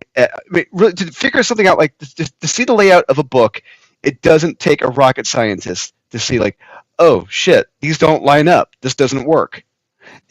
No, it takes no time at all. That's not an excuse. Mm. Yep. I do think it's important that we mention that this is a really artistic layout. Artistic, yeah. Yeah. No, Thank no, you. no, it's not autistic because autistic would have been like it's not. No, you have a double. No. That would have been autistic. Actually, No. the No. page needs to be actually here. And it's like, oh, okay. You're just doing And- it. No. Yeah, no. We're So are we going to asking- assume he's going to reprint this book as a new deluxe edition where it's changed and edited and fixed? And More money. Yeah. More, It's gonna have added pages. Added And those pages. added pages, they'll add one page in to fix this issue, Yeah. or The Tell real the page- business. the issue, and then Right. they're just gonna have $75 worth of behind the scenes, the making of, and then that's why And the who book's fucked gonna this be- up? And they're all pointing fingers at each other. I didn't do Yeah. that. Well, You fucked I up. bet that's why he did the video. I bet the Saskas were probably like, we can't do this. We messed. I'm sure. Honestly, I'm gonna give them the credit. I'm sure the Saskas probably saw this and went, we messed up. We can't do this. So we got to fix it. And he was probably like, no. And Probably. you know what? That's the weird part, for at least for me, is like there is some level of like respect, because anytime I see a leader taking responsibility for something that someone else might have made a mistake for, I'm like, damn, man, even if you're stupid, like that's badass to take that on your shoulders. However, actually take that burden on and Right. don't spin it. Yeah. Take that burden. Right. And that's I That's think what I was about what to say. yeah. He's like the Walter Hobbs character from Elf, where he just ships a book with 2 missing pages. He's like, just ship the book. It's 2 pages. Who gives a Just shit? yeah, who Yeah, cares? that was him. He's like, no one's gonna notice. Who gives a fucking shit? No one reads this shit anyway. What it is industry What it is. new look. And fuck that whole ass page. Who gives a shit? All right, Aaron. Oh man. Them steak ass hoes. Stink assholes got crazy different pages on here. What the hell? Well, I mean, I don't really think I have anything else to say on that one. Anything else I think we covered it. I can we personally looked at- guarantee I will never make that mistake on any of the books I work on. And you'll never see those mistakes with Marat either. And even if you did though, Drew, someone would catch it. Yes. You know what I mean? The people Yeah. that you work with have been in If- comics. Yeah. If I didn't catch it, one of the artists would catch it. Aaron would catch it. Marat would catch it. Yeah, there's plenty of safeguards there, regardless of how much time we have. Yeah, my Yeah. books will suck, but I promise you I will not waste a page like that. It will be Oh, terrible, Uh, but isn't this the great dilemma of like crowdfunding? And I know that Eric doesn't consider his books crowdfunding, right? And that was one thing that he was very, very specific about at the Mhm. beginning, was like, my books will not be part of this whole crowdfunding thing because I'm putting the money towards it, right? Like it was Eric's own money to where he made this thing. But for this genre of indie comics that are backed by fans, like from a third party, it's this weird dilemma of like, is it quality or quantity, or no, not quantity? Is it like quality or is it going to be on time? And there's just this competition between all these different, old school guys, but yeah, I don't know. No. We're not giving him that benefit because he's made enough money. He made enough money on these earlier book sales that he could have actually hired better talent. Oh yeah, absolutely. And But he decided didn't. to do it. He decided to buy the warehouse instead, correct. Sure. and I think that's what's overprint draining his a lot book. of the money. Yeah. I want to know how much he's paying the Saska sisters. That's what I want to know. How much, Oh. how much he's Yeah. Oh. I don't know. But no, you're right. I mean, like if he did, I don't know, a book a quarter, is that fair? Is that too much time or not enough time? Like a book a quarter with like Brett Booth doing art. How depending long, on- how long that are the- time. how long are the yeah, how many books? pages? Yeah, how Yeah. Yeah. That's the question. I don't know. I don't think I'd ask for more than maybe 60. Right?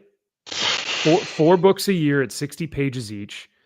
And you're getting like legit badass art from like a Brett Booth with like Well, storytelling from like I don't mean, know. look, Mm. if you're not confined by a standard comic book publishing schedule, then there's no reason you should confine your stories to a specific page count. Just tell your story. Let the story determine the page count. Yeah, that's true. Because yeah. Mhm. And you can say like, "Hey, our goal is to try to have a book a quarter." If you want to, that's fine. That's cool. Yeah. But don't like if you don't have to hold yourself to that, don't. And you should still have deadlines, and you should still want to hit those deadlines.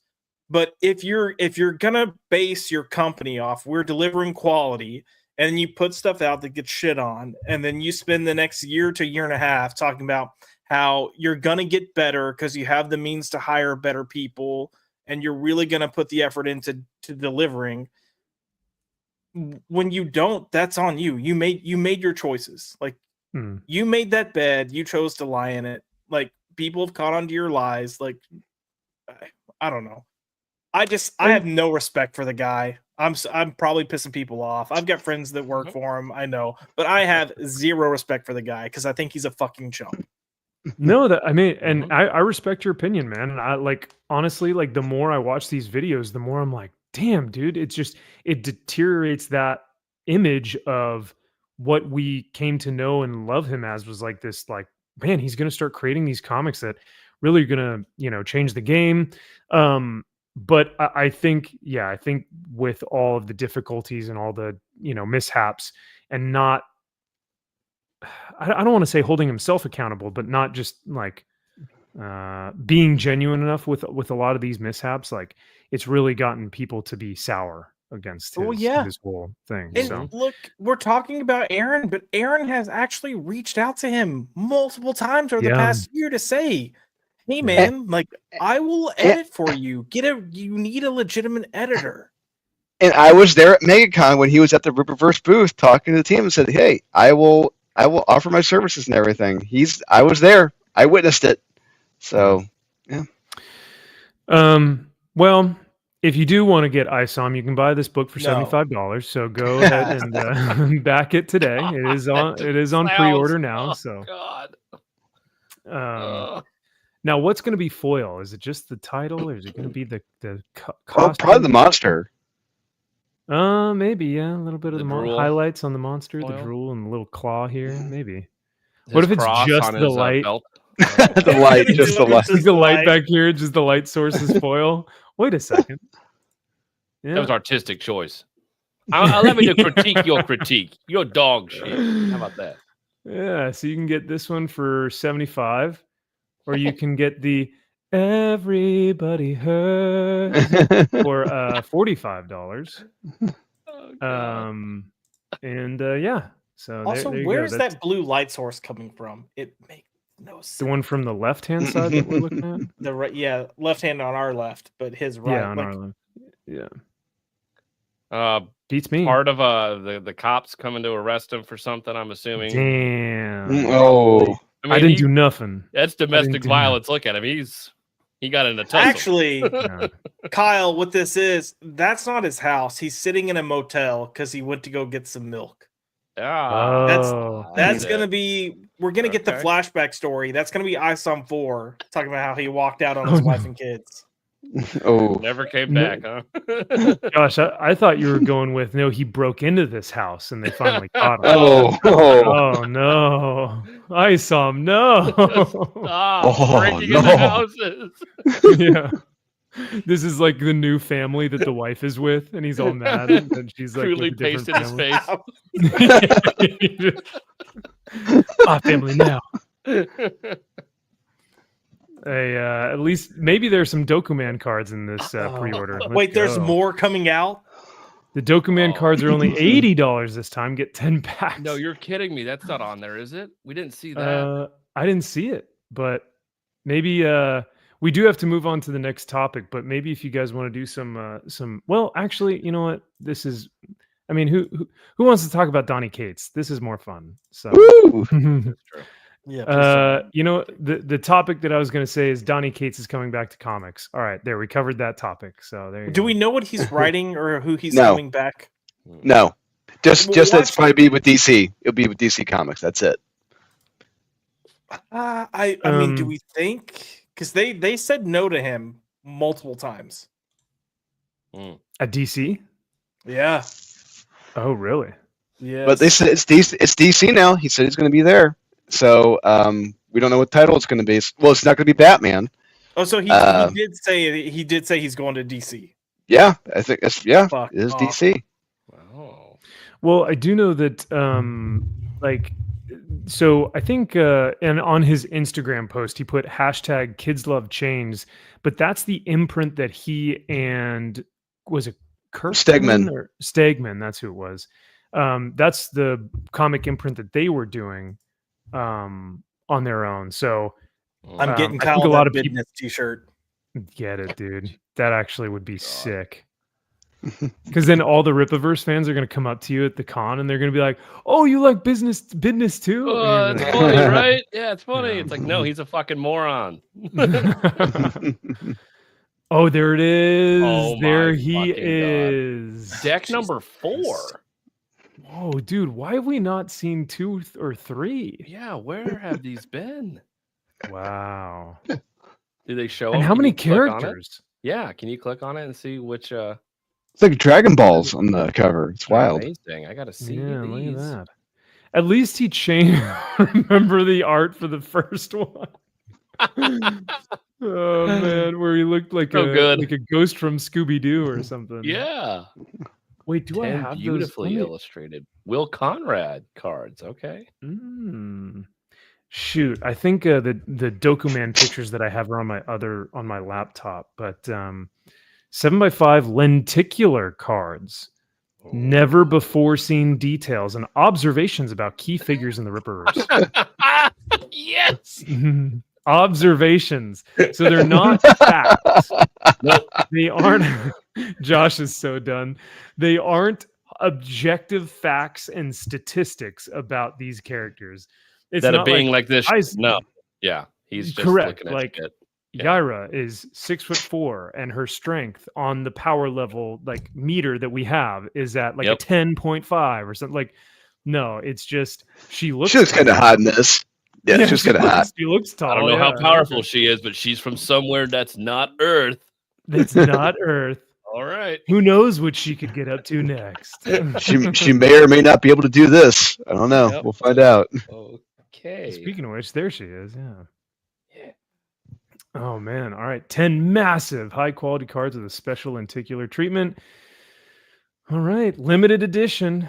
Isn't everything limited edition though? Because of course he did the limited edition. Oh, but we don't forget we have flash sales with these limited edition things where we just start selling shit for $5. That's right. So we just have to wait a month? Okay, got it. But it's still limited edition. So still very limited. Super, super limited. I did see something on Twitter earlier. I don't know if I let's see. I don't know if I bookmarked it, but there was a Rippaverse fan actually who is like, these are all my Rippaverse comics, and he had them kind of like shown on his bed, like he had them like kind of splayed out over. And I wanted to see if I could find that because it was a lot of them. And he was, from what I remember, he was regretting the decision. But like I said, here we go. All right, let me share my screen here for you gentlemen. Going through my comics always ends painful. Comment below and tell me how much I spent on how much IR's worth right now. Then you'll understand my frustration with Eric July dropping his Rippaverse comics price and selling them for $5, then gaslighting his audience to attack those who were dissatisfied. July hurt the industry by abusing the trust of the fans. That's a lot of ISOM. Oh my God. That's a lot of ISOM. So 2 of the same cover? Yep. 2 of the same cover here, 2 of the same cover here. So he went hard in the paint. Yep. Wow. He was specking. Yep. He Oh, was MG saying that's like $500 plus shipping. Woo! Oh, There's wow. 2 $100 books. Also, look at the first comment on Twitter. I pirated ISOM and I want my money back. Oh no! I want my time back. I wasted reading the fucking thing. I'll give you that. Yeah. Well, time is money, so there you go. Mhm. You could ask for a refund. Yep. Tree fitty. Tree fitty. Tree fitty. How many of those specific books were marked down to $5? I definitely know these. Oh, can you guys see my? Uh-huh. Yeah, these two, I think, and then I. Oh no, you know what? It was the one where it had the 3 of them on the cover. I remember seeing that one distinctively, and I don't know if the Yaira and Isom one was. Yeah, And that's Shane Davis's cover at the bottom left. that's right. Yeah. That has speculation written all over it. Yeah. Notice me, senpai. Notice me. Yeah, unfortunately. So, I'll give you 15 for the lot. What was your favorite part? It wasn't the customer service. Oh no. Jeez. Oh yeah, and then you also had there was a creator edition where you had to pay just to be in the club. So you had to pay the membership fee. Fuck. And then you could get the comic, but you had to still pay for the comic. So it wasn't like I'm going to pay for the membership and then you get the comic upon paying for the membership. God, what an idiot. Oh boy. Oh my God. Hey, but that's business. So something. That's something. Speaking of something, like I said, we don't really need to talk too much Donny Cates, but Cover Price put out a Shaker report. So I was looking through my emails this week and I was like, man, I haven't looked at some of the Cover Price books coming out recently. Shaker report, I think for them, and Kyle, you might be able to kind of help me if I'm not articulating this well, but from my understanding, it's like books that are making a scene right now because they've like either spiked up in price or there was a huge like lot of them that gets sold on eBay or something.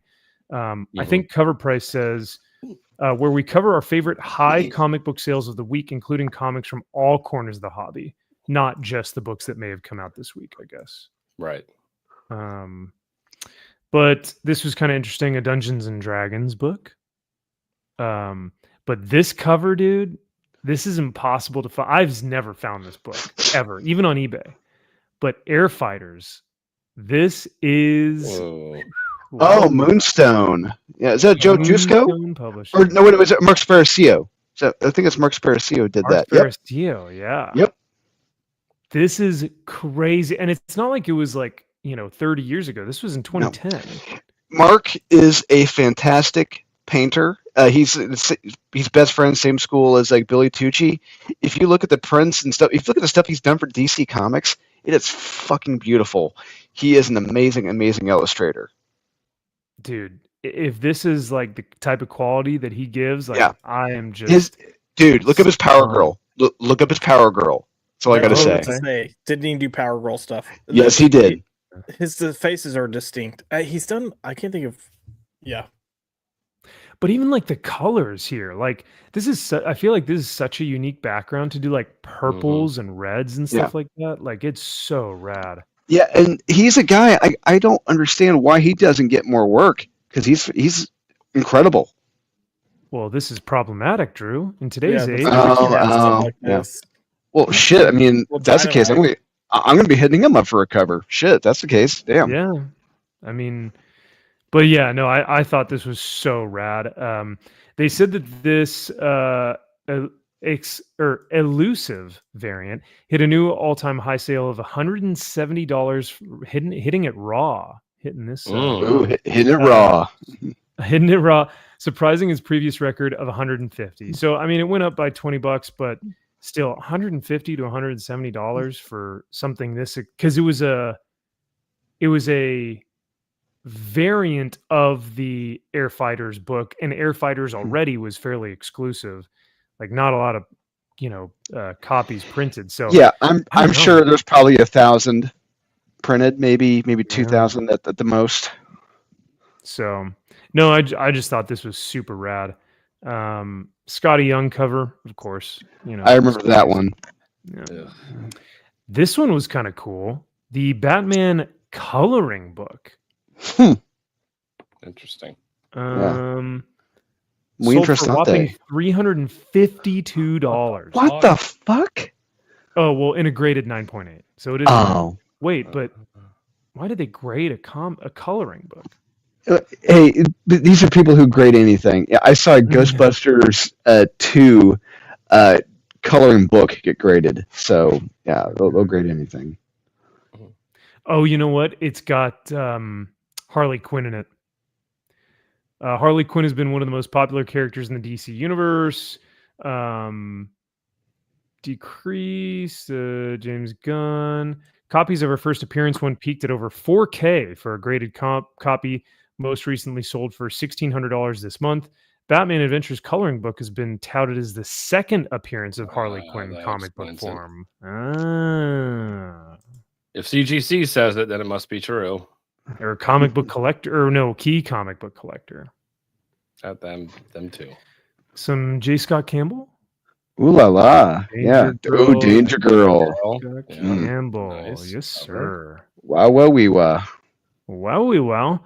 The recent $125 sale of a raw near mint copy of this book is not only twice as high as the previous. Oh, twice as high. Oh my God. Jesus. Okay. DC Universe Legacies. Joe Cooper. Oh yeah, okay, nice. 1 in 25 variant. All right. Delivery Boy Man. Okay. Celebration of Mediocrity. Okay. Yeah.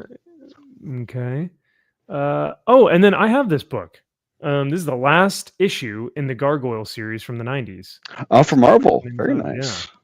Gargoyles number 11 that featured Bronx. So it was a Bronx tale. So it was about the dog. I've never seen this. Have you guys seen this book? I've never heard of that publisher. Magma? Yeah, never. It's like I would hate this book, but Magma's new. That's the one that just launched with like Steve Orlando, the Bopsy twins. Oh, interesting. Remember? Okay. They announced it like 6 months ago, a year ago, something like that. Oh my God. So yeah, it's really new. Yeah. So it's going to be very stunning and brave. Got it. Oh, well, it's Dan Panosian. That's why. Okay. Yeah. I was going to say, the book looks like I would hate it, but this art is stunning. Yeah. Mhm. Oh, yeah. I remember. Let's go. I remember that cover. Yeah, I remember reading that. Yeah. That was a fun book.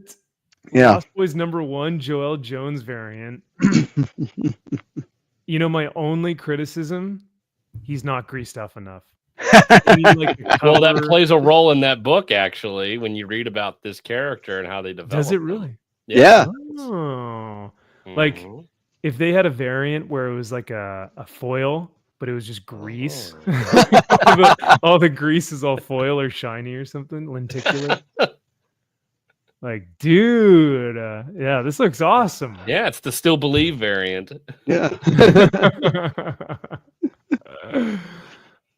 Hell yeah. See, I like near mint copy sold for $100, $101. Like, I'm here for it. Let's go. Yeah. This book had a previous high of $35. Man, that's cheap. That's about right. Yeah. I mean, that's where it should be, but Cheap. Mhm. cheap. This is just stupid. I don't know why. Yikes. That's The really wet fart of a series and wet fart of a cover. Yep. Ugh. Oh, Cena Grace. Ugh. Of course. What the Food expanded pyramid feature. food and nutrition program? Hell yeah. Eat your pizza, kids.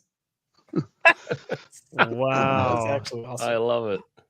It isn't very often that we get a book making its first appearance on the Shaker list on its first documented sale, but this week a unique turtle book has broken through in a big way with the raw, very fine sale of $313.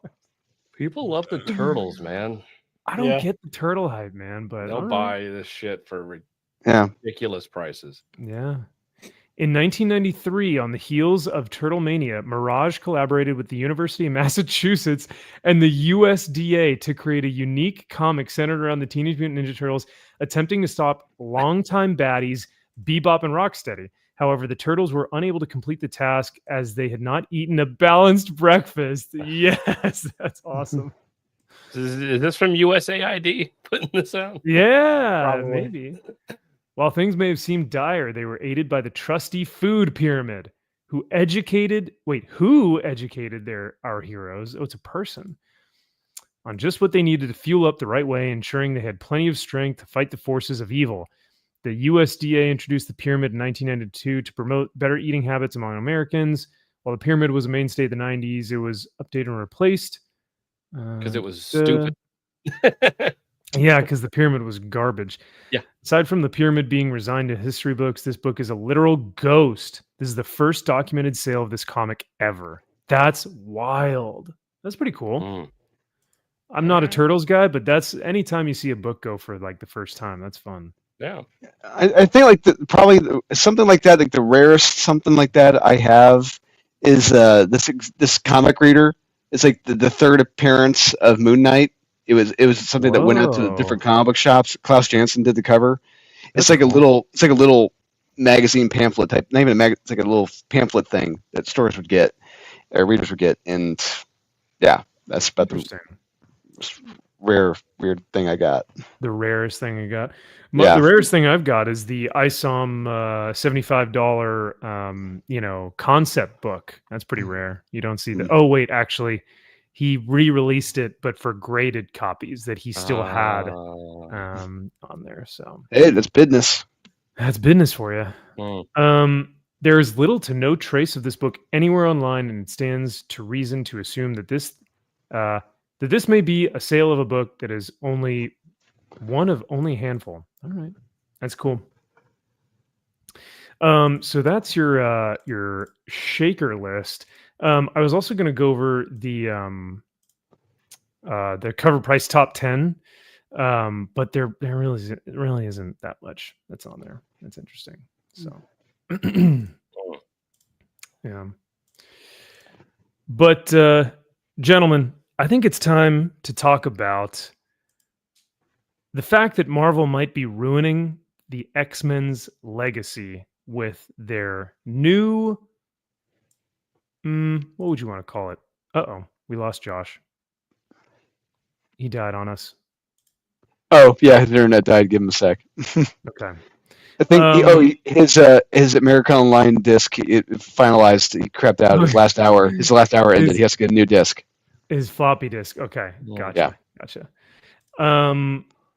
So let's see. Oh, sorry. Before I get to this, MG says big pass.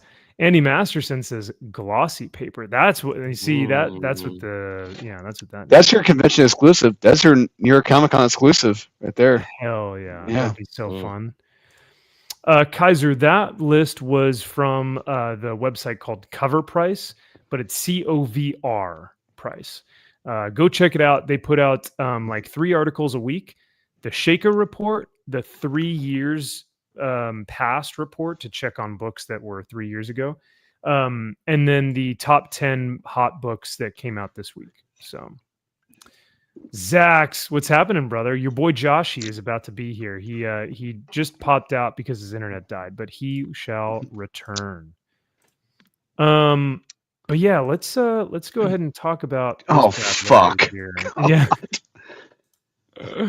this fucking guy. Our good friends over at Marvel, Jackson Lansing and Colin Kelly, Tweedledee and Tweedledum, just ruining franchises left and right. Turns out the Knicks, NYX, oh, that's a shame. Got canceled. So it did? Yeah. Oh, that's a shame. Yeah, that's a shame. So let's see what Colin Kelly has to say about it. It's Jackson. So as has Jackson Lansing. Yeah. They're both the same. It's interchangeable. They're interchangeable, yeah. Become readily apparent from the Marvel solicitations.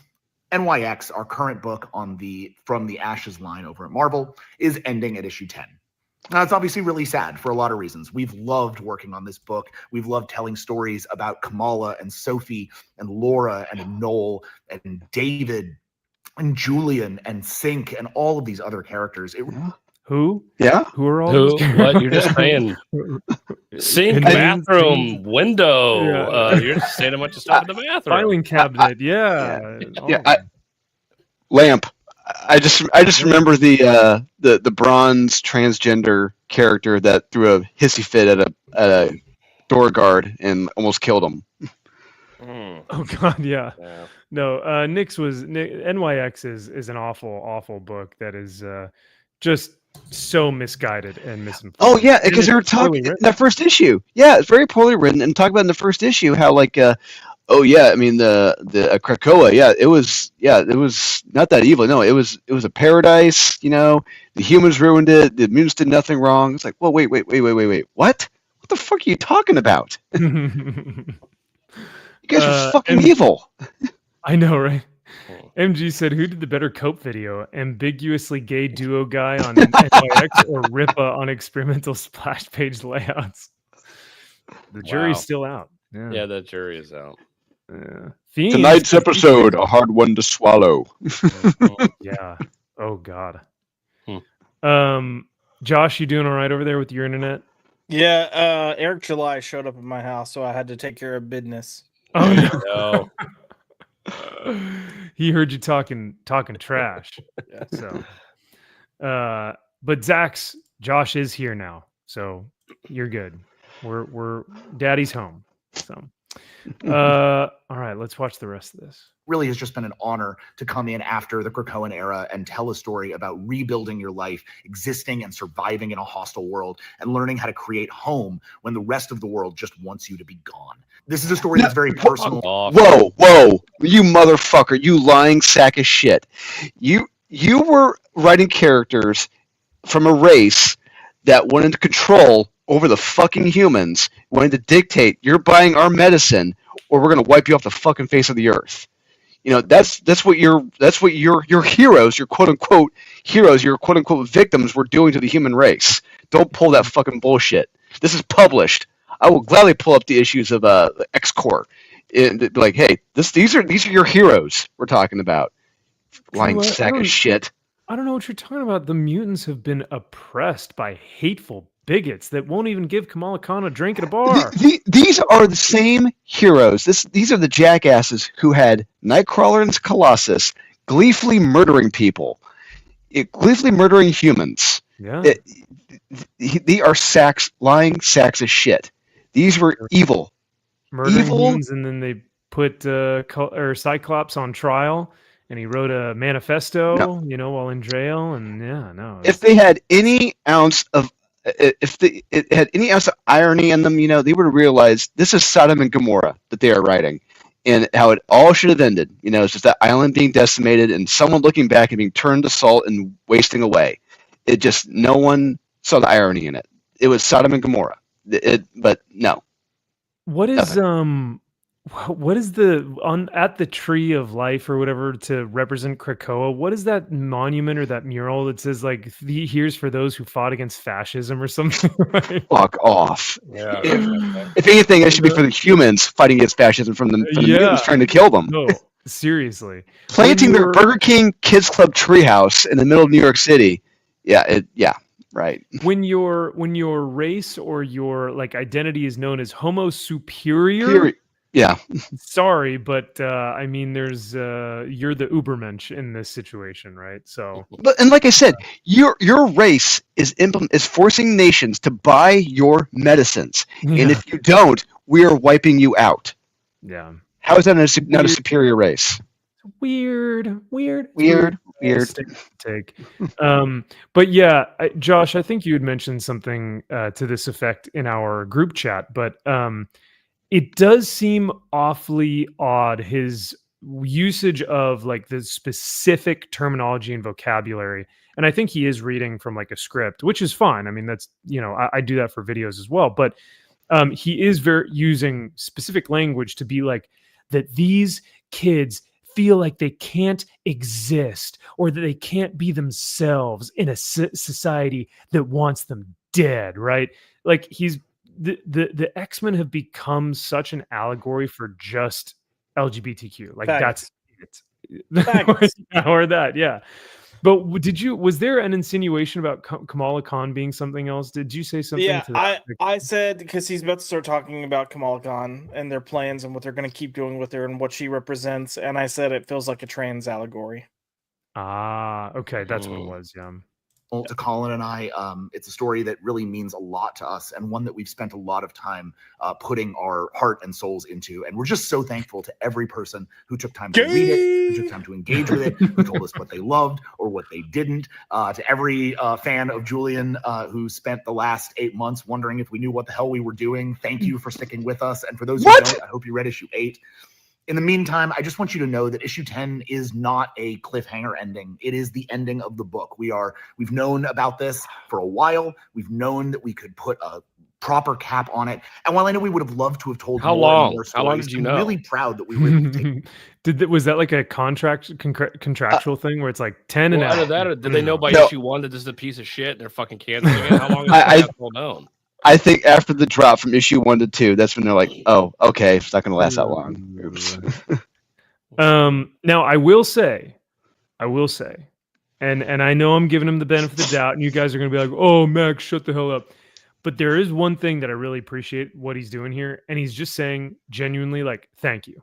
Like he's like, "Hey, for all of you guys that read the book, and for everyone who like stuck with me, thank you guys." And I'm like, that's good. We don't even get that from like, our some of the writers that we really enjoy. So I will give him that. I will say this, and I look, I think he and Colin are terrible writers. I've never read a single Yes. I've never read a single thing of theirs that I've liked. Correct. Period. Ever. What I will say is Jackson is genuinely a really nice guy. Not fake nice, not I play like towing the company line has to be nice. He's genuinely a nice guy. I've met him a few times. I've never had problems with him. People that I know that have worked with him have never complained about him. They've all said the same thing. Like he's a good guy. And we don't have a lot of that in comics sometimes. So I will give him credit for that. Should he be writing comics? No, please stop. Just get out. And I think that that's fair to like, there are people who are like, even in corporate jobs, like right now in America, that like, hey, you're a really nice guy. And I would probably after work grab beers with you later because I genuinely think you're cool. But you're not a good fit for this job that you're in right now. And there's nothing wrong with that. And the fact that they keep getting work, they keep getting more and more work. They've got to have dirt on. They keep failing upwards, and it's like you got to have dirt on someone to keep progressing this high. I don't understand it. I just think they're probably easy to work with. Yeah. Oh, sorry. Go ahead. No, it's what you said. They're easy to work with. They're nice. They get shit in on time. They don't fight back. Like the editors tell them, this is what we want. They do it. That's why they keep getting work, Yeah. I take that as no creative integrity. That's what I take that as. I mean, we're talking about how they're failing upwards, but they're going to be the Vita Ayala of next year. That, they're going to come up out of nowhere for whatever reason. They're going to keep getting books and then they're going to disappear. And someone's going to be like, whatever happened to them? And it's gonna be like, I don't know. We're just glad they're gone. But so, well, let's see what he has to say about Kamala. Kamala Khan. I believe you mean Miss President. Ms. President. Yeah. Take all the plots that we put together and give them a satisfying ending. Except, of course, for one. Because starting in May at a Free Comic Book Day and then pushing forward, we're bringing Kamala Khan into her own journey of mutantum and mutant acceptance in giant-size X-Men. Now, this series is going to run us through the entirety of X-Men history, from the all-new, all-different era to Dark Phoenix to Age of Apocalypse to House of M, and finally back to the present, each with different artists on these oversized one-shots. It's really just an incredible canvas and an incredible opportunity to take Kamala on a journey that she really deserves to go on in understanding the full extent of her mutant identity and the full extent of her ability to be. Okay, time out. Tio, baby, Tio. So I take it to understand, correct me if I'm wrong, Giant Size X-Men, all these oversized issues, is solely focused on Kamala Khan. It sounds like they're gonna retell these stories with Kamala Khan in them. Fuck off. Oh my So, god. We will get to that in just a moment because there's an article that talks exclusively about just that, Drew. So yeah. Go. Okay. Breathe. No, I'm going to relax. I'm going to relax. I'm going to take a deep breath. Slow it Take a deep breath. down. I'm going to relax. Slowing. Slowing. When I was like furiously typing show notes when I found out about this, because I was like, no. Like I just kept saying no to myself. Like I couldn't. It's a Tracy Morgan meme from Cop Out. No, hell no. I couldn't believe it. So, but we'll see if Jack, Colin, I don't know, whichever one it is. We'll see what he has to say about the rest of the book. Look like we're running roughshod over X history, but I love these books. I love these stories. Let me tell you, no, you don't. You're not here to break. Bullshit. Say, even if you do love them, like that doesn't matter because you're still putting Kamala in these. Yeah, and we'll. You are fundamentally changing those stories by putting that character in there. It's revisionist history. It's what they always do, right? They have to rewrite, because we're improving upon history. Yeah, exactly. Our continuity apart. What we're really looking to do is take this character we all love and show her what it that we all love. That like 1% of people love. Not even 1%. Not even 1. Yeah, I do not understand why Marvel is trying to push so hard for this character. For the last decade, they've been pushing this character. And there's nothing unique that like really draws me to her. I don't know. Means to be a mutant in the most spectacular, breathtaking way with some of the best artists in comics. Adam Kubert is leaving it all on the field here, guys. Oh no, not Adam. I know. Oh, poor Adam. God damn. They got him. I love. They got him. Damn it. But I mean, he's done some of my favorite X-Men and Wolverine issues, literally of all time. And but we got to be honest, the Adam Kubert these days is not the Adam Kubert of 1993 and 94. This is not the same Adam Kubert. And I hope that he phones it in for this. Me too. Me too. Just like his Wolverine run, just phones it in. He's doing. So to everybody who stuck with us on NYX, thank you so much. For anybody who never picked up NYX, I hope you'll join us on Giant Size X-Men. We're making it fully accessible to new readers, but I do think it's going to make you want to come back and read where this all started. So from the hive mind to you, thank you. We're going to keep working to tell great stories and bring you to the comic shop every week. The only reaction I've ever had to reading a Jackson Lansing and Colin Kelly book is Gollum when he's like, "Here's ruins it." Grayson fucking ruined it. Nightwing in Rebirth, you fucking ruined it. Everything else you've touched, you ruined it. It's like that scene. It's like from what was it, Talladega Nights. Everything she just said, you ruined. Congratulations. Yeah. I mean, Nyx was, I think, maybe my second or third worst book of 2024. I mean, rightfully right behind Dazzler, of course, but it was up there.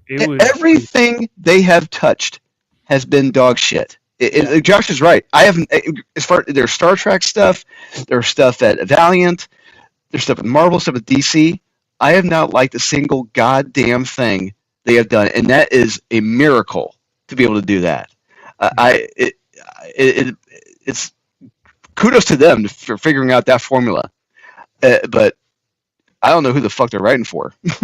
Yeah, I mean, and this is a good point by Fiend. Like, even if this is Kubert's best work of his career, it's still Kamala Khan in Phoenix Saga, in House of M, Giant Size X-Men. Like, fuck off.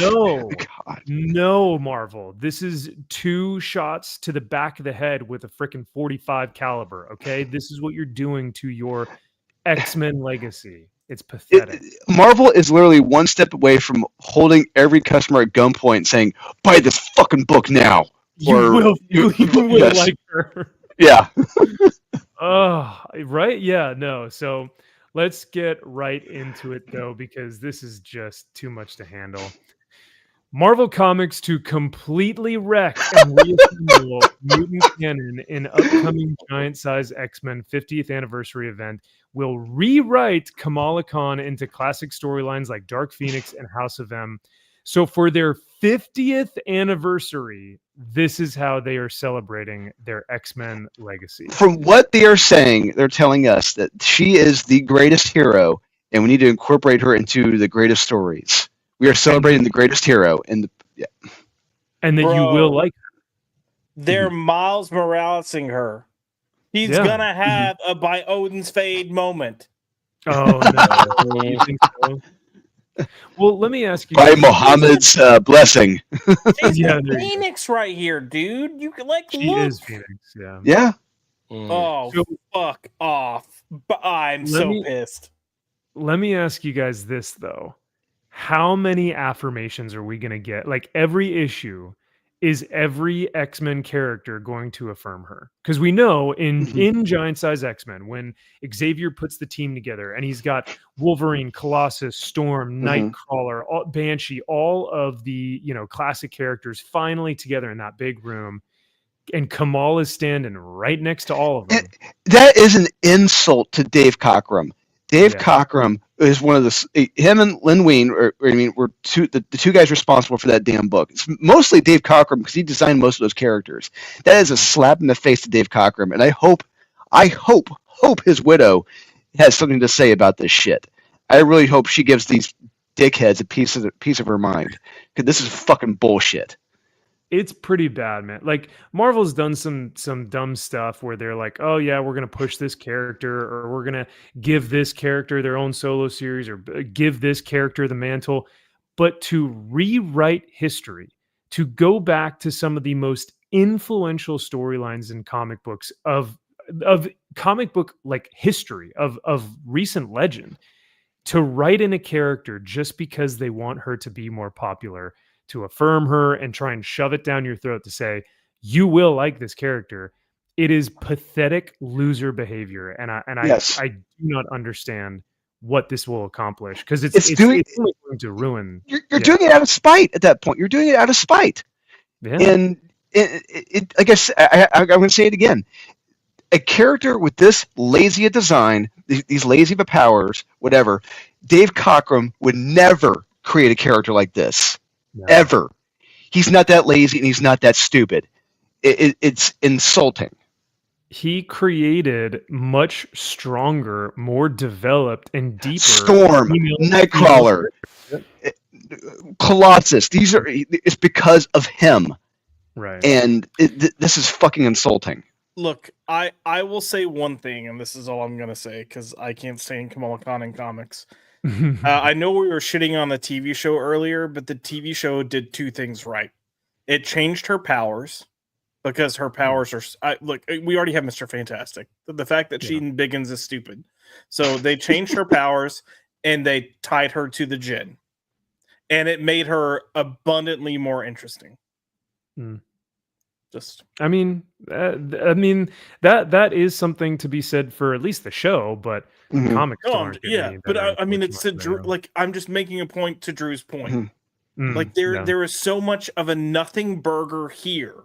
Yeah, what they're doing with her in comics, that even the MCU was able to go, yeah, no, we got to change this shit. We got nothing with this. Yeah, we got to do something. And we're not even saying the good MCU. We're saying retarded MCU even realized. Yeah. That's, oh God, you're right, Josh. That's saying a lot. It's like this character was created by someone who's never written comics before. Oh, wait a second. She was. Ooh. Shit. Oh, but that's the other thing. Why are we pushing her when Samana Amnanat, whatever the fuck her name is not? Yeah. Oh, yeah. Who knows where she's at now? But no, this is like I said, revisionist history. They couldn't get her across to fans when they had her as an Inhuman. So I think now they're trying to go the mutant route, where they're like, no, she's a mutant, she's part of the X-Men, and they're hoping that will get her attraction, but it's not going to work. No. So This article comes from Bounding into Comics by Spencer. I can't say that last name. But it says, just when it felt like the publisher couldn't get any more creatively desperate or bankrupt than seriously reviving Gwen Stacy, Marvel Comics has announced that this summer they'll be celebrating the 50th anniversary of Giant Size X-Men by throwing Kamala Khan into the time stream and having her canonically added into some of the titular team's most iconic moments. So yes, this that pisses me off beyond belief. Reading that headline, like honestly, it pisses me off so much to the point where my local comic book shop, I would purposely buy every single copy of this book they had in their store and rip up every fucking copy. So that no one has to read it. Yes, because this is insulting. Yeah, it's pretty bad. I mean, this is, like you said, it's not just insulting to comic book fans, but it's insulting to the characters, the creators. Insulting to the creators. Yeah. Yes. Set to be penned by Venom War Spider-Man Volume 1 writing duo Colin Kelly and Jackson Lansing. Gosh dang it. It's like, you couldn't have gotten someone else. Like, even if, like, I do not agree with putting Kamala in these, in these legendary stories. But even if you were, you couldn't have got someone that, I don't know, is less bankrupt. Yeah, you know what? Donnie would have actually maybe done something. I don't know. I bet they went to Chris Claremont and asked him to do this, and he told him to fuck off. I hope he did. I really hope he did. I wish I had the next time I see him, video of that. Yeah, the next time I see him at a convention, hopefully at C2E2, I'm going to ask him if he said no. Yeah, that'd be great. That'd be great. Now they will have Adam Kubert, the upcoming and hippopotamously named Giant Size X-Men event. We'll see that aforementioned Miss Marvel, her mutant identity revealed at the end of the Krakoa era, sucked into the past and introduced to 4 pivotal moments across mutant history. The first emergence of Krakoa, the Dark Phoenix Saga, the Age of Apocalypse, and the House of M. God fucking damn it. So, yeah. This is going to be the new event, or not event, but these are 4 one-shots that they're going to have. So, any other thoughts? I mean, other than just how insulting this is, like you guys said, but this will be the lineup. Giant Size X-Men #1, witness history's first fracture as Kamala Khan is pulled into the X-Men's past. Giant Size Dark Phoenix Saga #1, a new revelation about Jean Grey's fate could change everything. Oh, I would love to hear John Burns' thought on this. Giant Size Age of Apocalypse. Reality is warping. Is this the world Apocalypse has always meant to rule? Giant Size House of M. Mutants rule supreme, but at what cost? Kamala must face Magneto. Oh, wow. So she's going toe-to-toe. Very well. And then Giant Size X-Men #2, the shocking finale, redefines mutant history forever. Well, she was the very first mutant ever in the history of mankind. They're gonna do a Doctor Who, and she's gonna be the one that created the mutant gene. Yes, stemmed from her. Yeah.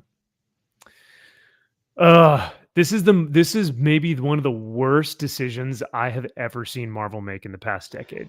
Like desperation, I cannot bad decisions. Yeah. Mm-hmm. They're making some bad decisions this year. First with Gwen Stacy, and next with this. This is bad. This is a Canon Films on a regular right here. Jesus.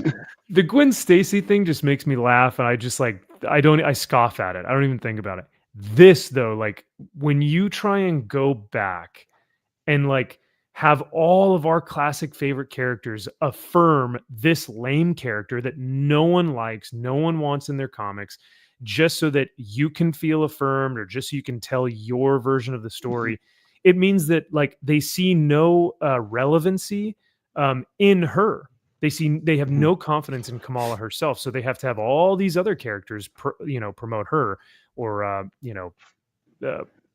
kind of pump her up. So yeah, it's pathetic. Like I said, loser behavior that they know they have no legitimacy with Kamala Khan. They don't have anything with her. So. And you think you can make her legitimate with Colin Kelly and Jackson Lansing? Good luck with that one. That's a good point. It's like, wait, you chose them to do this? Okay. Well, since it hasn't worked in the past decade, let's see if this will be the one that actually makes it work. But I highly doubt it. This is truly the bold strategy, Cod. See if it pays off for him. Yeah, no, 100%. If anything, this is going to make fans hate her more. Yeah. Like even fans that were like kind of on the fence, or like fans that were like, I don't really like, I feel nothing for her. I don't read her stuff. They are now going to go the route of, okay, no, I don't like, I am now antagonistic against her. I don't want her in my books.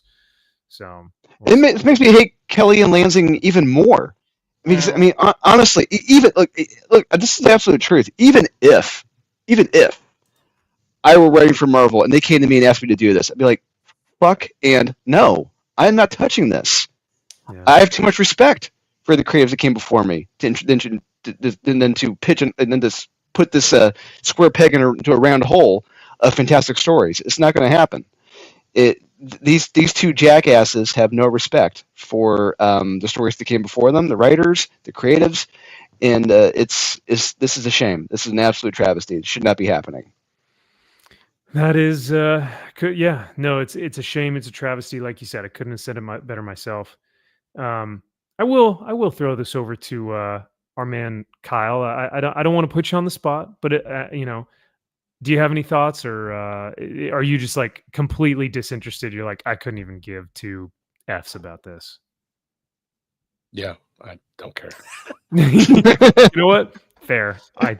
That's a perfect response. Totally understandable. Anything else we want to say before we will move on to some comics for the week?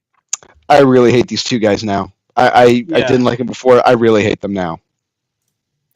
Yeah, this is the nail in the coffin. Like, and I know we've said that before for Marvel, but like this truly is like they've got nothing left. Like they are pulling from the depths of just what's our best selling comic right now? X-Men. Okay. What's the comic book everyone loves? Dark Phoenix Saga. Okay, let's just do that again. Like, yeah, I'm serious. I'm like Val Kilmer in Tombstone and Doc Holliday. Like, there's just something about him. Yeah, I hate him. And it's just like I hate these two guys. I hate them now for what they're doing. Well, you know what else I hated? Batman Dark Patterns. Hey, before you talk about this, I'm going to go ahead and bounce since I got to bounce. Okay. I was about to say, it's almost that time. So yeah. So and I know that you got work. So but I appreciate you sticking with us for this long, man. It truly, I'm glad that you were able to rip on Ripaverse. Yeah. What a fucking retard. Yeah. Hey, don't say that about Eric July. Oh, was I saying about Eric July, or was I saying about Colin and Kelly and Jackson Lansing? We'll never know. Oh, those worlds are going to collide soon. Don't worry. Those two will be. Yeah. Could you imagine the Saska sisters and Colin Kelly and Jackson Lansing? The two twin. Yeah. And somehow the Saska sisters have more testosterone. Who would have known? Wow. Right. More talent, though? Well, I don't know if you want to read that Bake Off. I don't. No. Yeah, I don't either. That's a Jibbity's razor, if anyone's seen it. I don't know.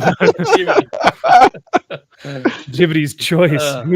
Jibbity's choice would be Jackson Lansing, Colin Kelly, or the Saska sisters, and you have to choose which writing team. Oh God.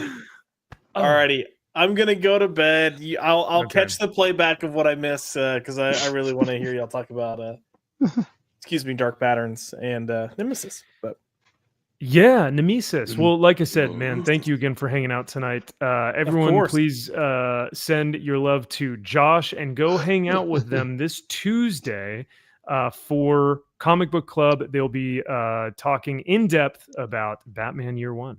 Yeah, and you're gone next week, right? I am. So yeah, we will not have comic shop conversations next week for Friday. Will we? I mean, I'll talk to the boys. We might invade your space again. Okay. Well, if you want to, I mean, I will have nothing.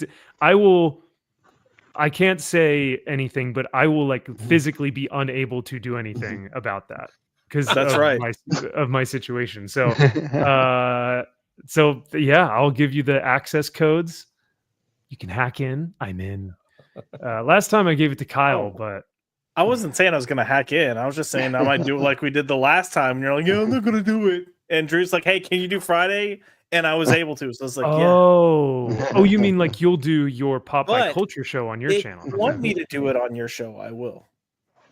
If you want to host it, I mean, Yeah, up we'll to you, talk. but We'll talk. yeah, we'll talk. But yeah, Tell no, me your have a great. password while we're live. Yes, right. I'll type it in the private chat and then I put it in the public chat. Yeah. All right, good night, man. Have guys. a great night. Good night, See you, chat. Josh. Love y'all. Later. Bye. Bye. Goodbye. All right. So, gentlemen, I believe that we had Dark Patterns on our top list of 2024. I did. Did we not? Yeah, the first issue was really damn good. I had issue number 1 on my honorable mentions. Yeah, that was up there for me. But I know that issue number 2 came out like a month ago, right? Yeah. Okay. Yep. I think issue 2 was January and then issue 3 was February. Mm-hmm. That's right. So, issue 2, let me share my screen here. Issue 2, and that's why in the title of the live show tonight, we have, talking news, but then the second part of our show we want to do is really just catching up with the comics. We haven't gotten a chance to talk like weekly comic reviews. So this whole week I've been just trying to catch up on all the books that I haven't gotten a chance to read. And Batman Dark Patterns was one of them. And issue 2 held up. I was like, Yeah. hell yeah. Mhm. Like comparatively issue 1, Mhm. still going strong. But what'd you guys think? About issue 2 or 3? Oh, sorry. Issue 2. We'll start with 2 and then we'll move. Yeah, I slowly thought it was. into 3. Yeah, I thought it was. I thought it was good. I thought it was an interesting mystery, trying to discover more about this guy, where he came from, what could be causing his ailment. Yeah, it's Batman being a detective. Yeah, it was. Visually, it looks. It's a cool comic book too. It looks cool, very cool looking, and yeah. I was gonna say I'm gonna change my screen aspect here so that we can see the whole panel. But I love this guy's layouts. Like the Yeah. layouts here are really cool. He also has something down here where like where he's looking through binoculars and you can see that through each panel. But then you also get one where it's like Batman's cowl, his cape and cowl are the actual layout. Like the Right panel. there it is. Yeah, it's Yeah. beautiful. Love it. This is so, I don't know, I just felt like this was so unique and cool. I call it. It's very McFarlane-esque. And the reason why I say that is because if you look at McFarlane's layouts from when he did Infinity Inc. with Roy Thomas, they are incredibly fucking cool, unique, and awesome. And this guy has that same style, and I dig it. Hell yeah. And honestly, this whole book I was still digging, not just for the art and the layouts, but the story really had me engaged. I was still genuinely like curious about what was going on until we get to the neighborhood and Anytown, USA. Anytown, USA, and we find out who the villain is. So we see Batman get his ass beat in broad daylight by a bunch Yeah. of fucking freaks. Yeah. Uh-huh. So there are multiple different things about issue 3 that were God. terrible decisions. I mean, ruined all the goodwill from issue 1 and 2. So Kyle, yours was when we see Batman get beat up by a bunch of mutant freaks for out in like rural America In broad daylight. in broad daylight. This is primetime Batman too. This is Batman like he's like what, year 2 or 3, so Yep. prime physical condition. I think the moment I started to go when I started to nope out was that the woman who saves him, the black woman who saves him, she's like, you boys need to understand that this isn't right. And look, they're all like, oh, you're right. I shouldn't have beat up Batman. What? What is happening? They just beat the hell out of Batman to where he was like incapacitated. And then he leaves like a bitch. Well, not just that, he's saved by Oprah. So yeah. No, like Blinks seriously. away like, oh, go now. So the big reveal of all this is that the privileged, and yes, they use this word Multiple. Yes. multiple times. The privileged, business, white, straight, Christian male, cis businessman, like every, name, whatever, that he had a contract where they were like dumping this like sewage or nuclear waste into the water. And so then the water corrupted these freakazoid weirdo mutant people to where they can't feel anything. So this guy's leg has been broken, but he doesn't know because he can't feel it. So never decided to go to a hospital, get looked at. Yeah. This guy just cut his fingers off accidentally, and he just never went to the hospital to have them sewn back on, or like never wanted to do anything about that one, or no. Like so the people of this neighborhood cannot feel anything is what the whole message is. And we find out that the villain, dang it, he's just a victim. He's just another sympathetic villain who just was a victim of corporate greed. It happens. I mean, is that kind of what I'm understanding from this? Is that what you guys got? Yeah, corporations and capitalism are evil. Yeah. Because this is our main bad guy. He's the privileged, corporate capitalist punk. Rich white guy. Yeah. Yep. Because we find out that the real backstory to one of the coolest Batman villains, I have to say, that I've seen in a while. And arguably in the last probably 20 years, one of the cooler looking villains. Gotta be, man.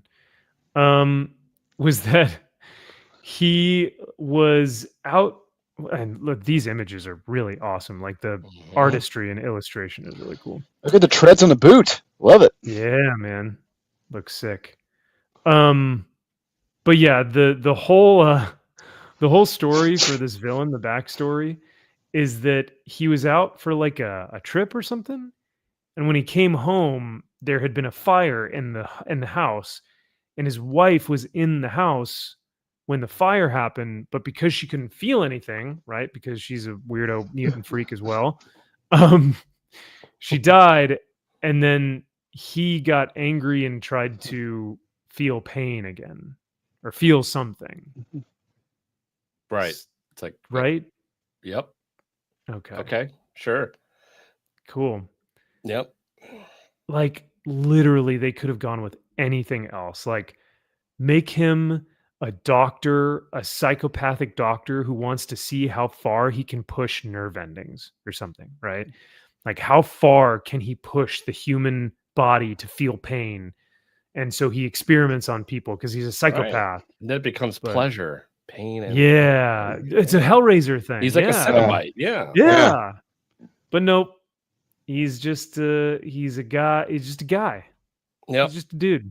Just a guy, dude, who's sad, who was a victim of corporate greed. So we've all been there.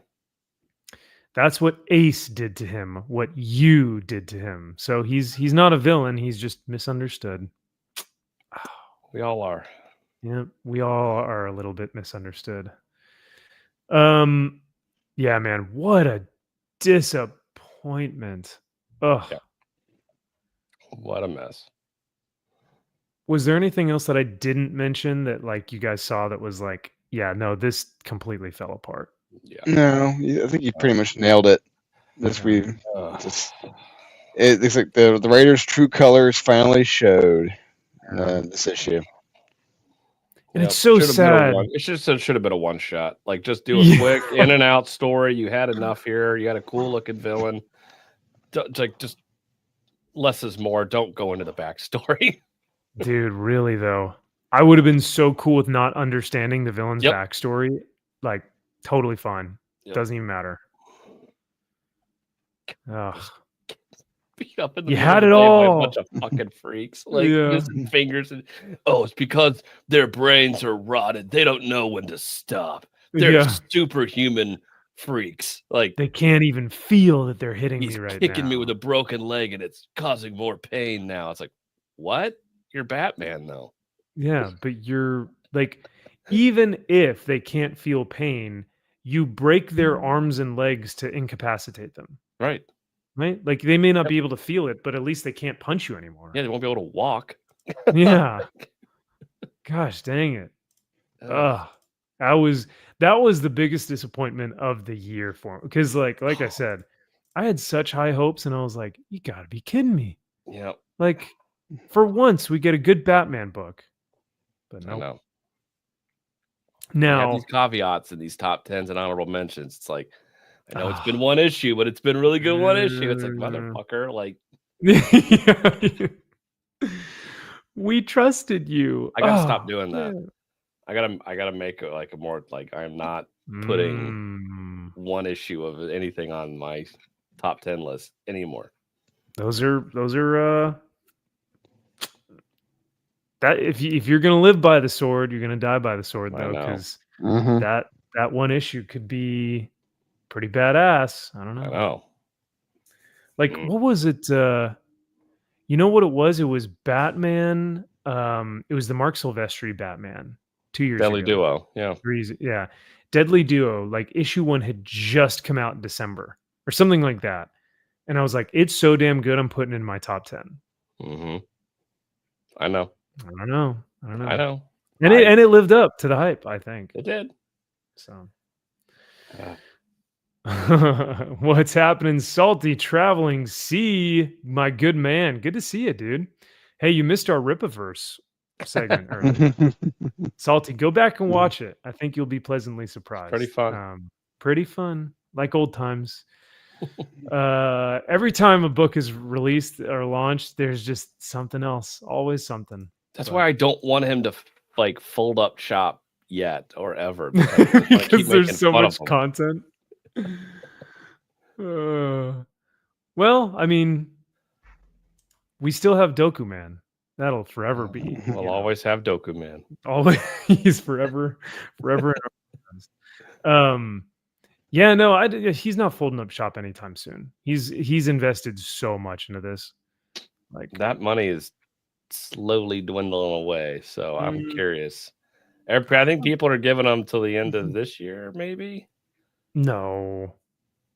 Before he files for like bankruptcy or something? I don't know if he'd ever admit it, but they're saying he's not going to last much with the ROI he's getting from these.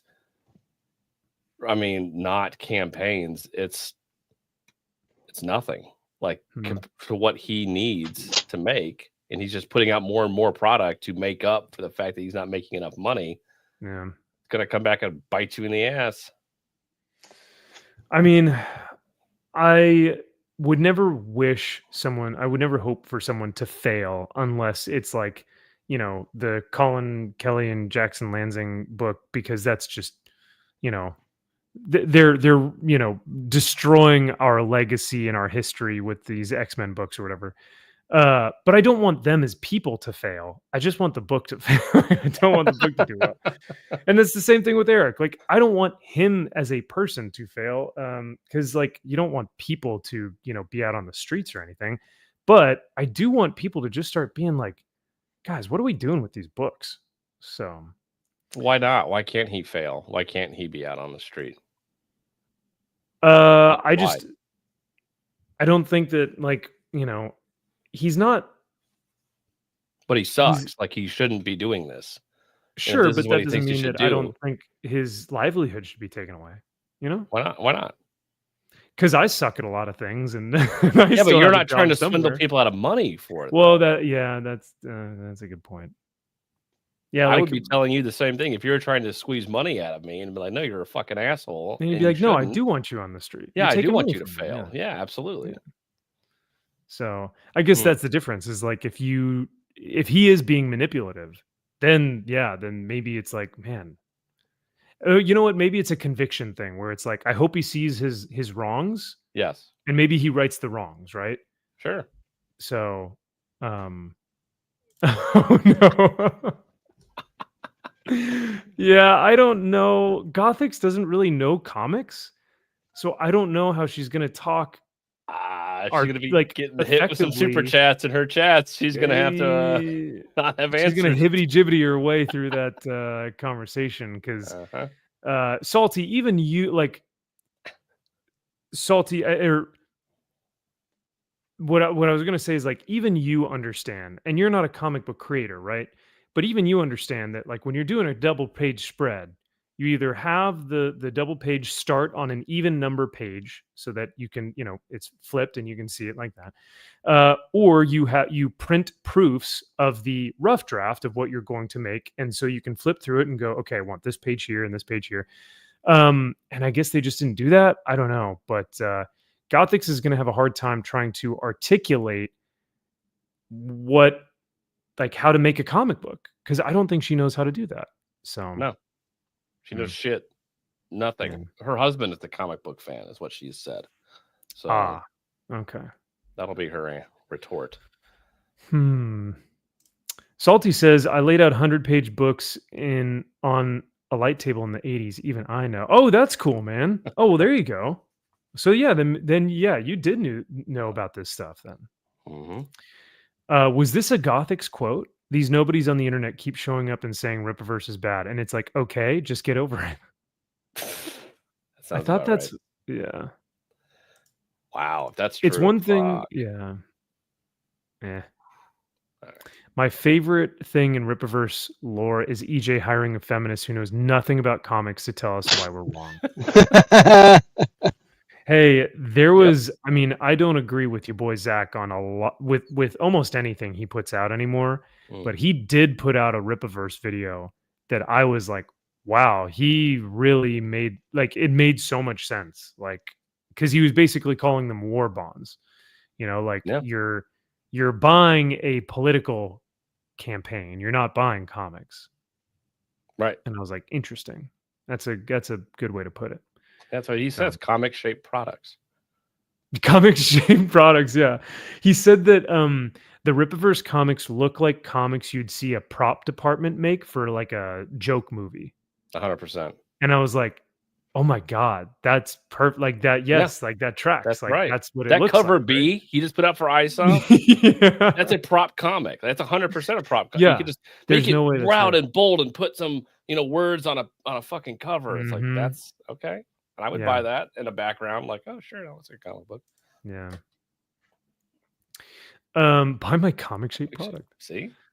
For the ABC line, Promethea in particular, Alan Moore demanded all ads were at the back of the comic.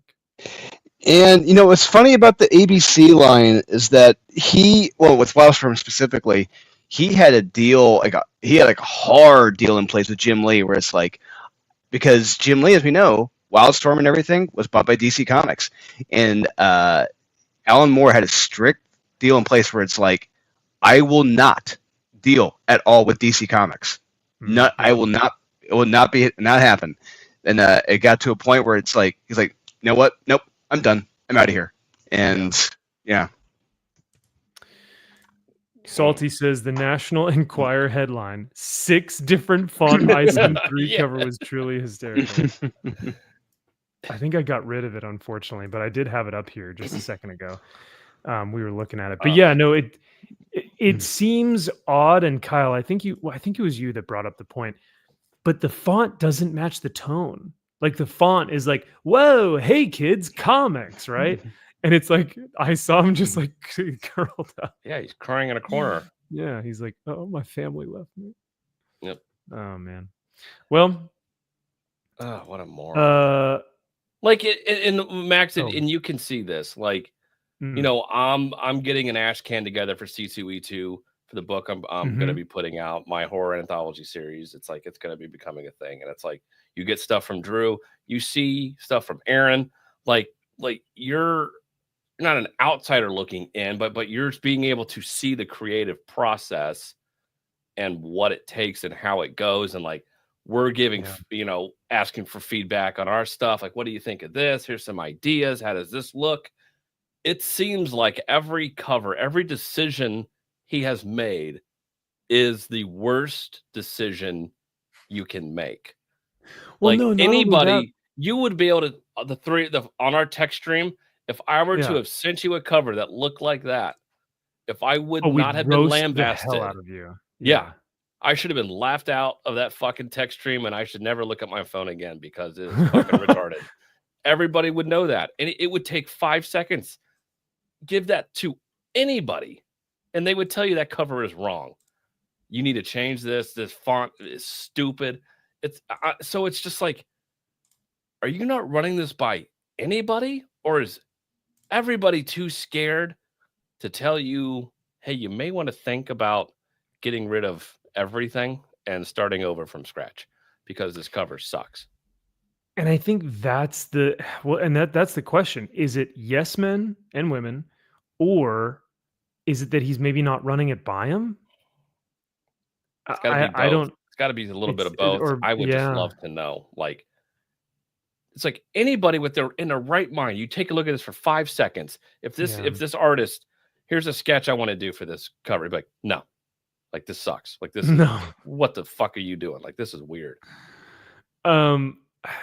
So for example, and you, because you said I'm an outsider looking in, I really am, because I'm not a comic creator. I've never created a comic book. I've never written anything. I've never been in the process of making comics. So for me to watch y'all, literally, Kyle, Drew, and Aaron, sending proofs or sending pages, sending covers, sending drafts of scripts, like all that stuff, I'm looking at it from someone who likes creative content.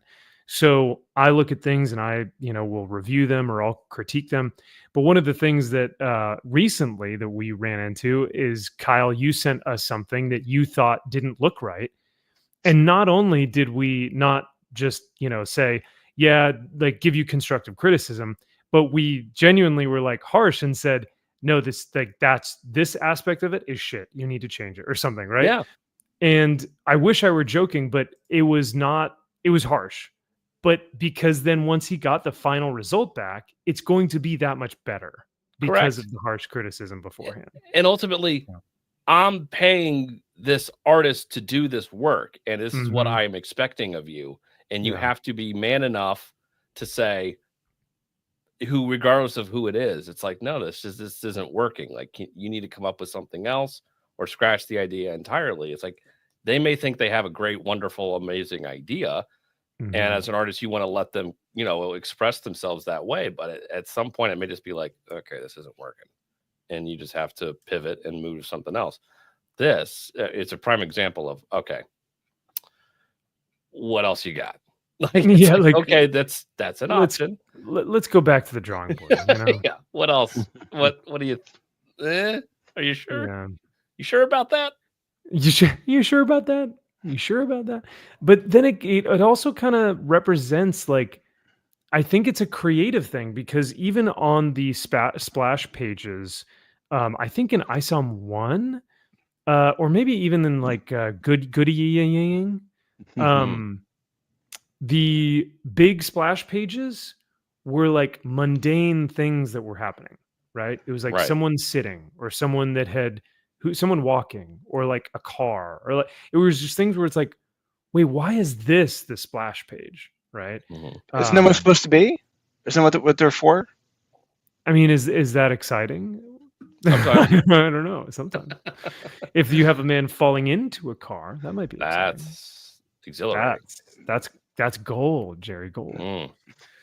And yeah, everyone kind of says like, where's all the money going? I forget that they did that Yaira thing. I can't imagine how much money went into that. When instead he could have hired, the live action trailer, hiring all the production people, hiring all the actors, the writers, unless he was writing it. But all the, like, just that set alone, I would think cost tons of money. I don't know. Yeah. Oh well. Yep. Sorry, Sorry. Salty, you got us I on know. a tangent, but that's all right. Well, we're going from one creator to another creator. Ripaverse to Mark Millar or Mark Miller. What a juxtaposition. It's great to finally talk about a good book this week. Yeah, it really is. It really, really is. Now, I got to tell you guys. So there were 5 issues. So issue 1 through 3, for me, I was not digging it. I was, he had the tampon man sidekick that I really wasn't digging that much, and it just seemed like I was like, this isn't the Nemesis I want, right? But I gotta tell you guys, I should be eating my words because Mark Miller pulled it off with these last 2 issues. But tell me what it was about these last 2 that kind of really drove it home for you guys. Go ahead.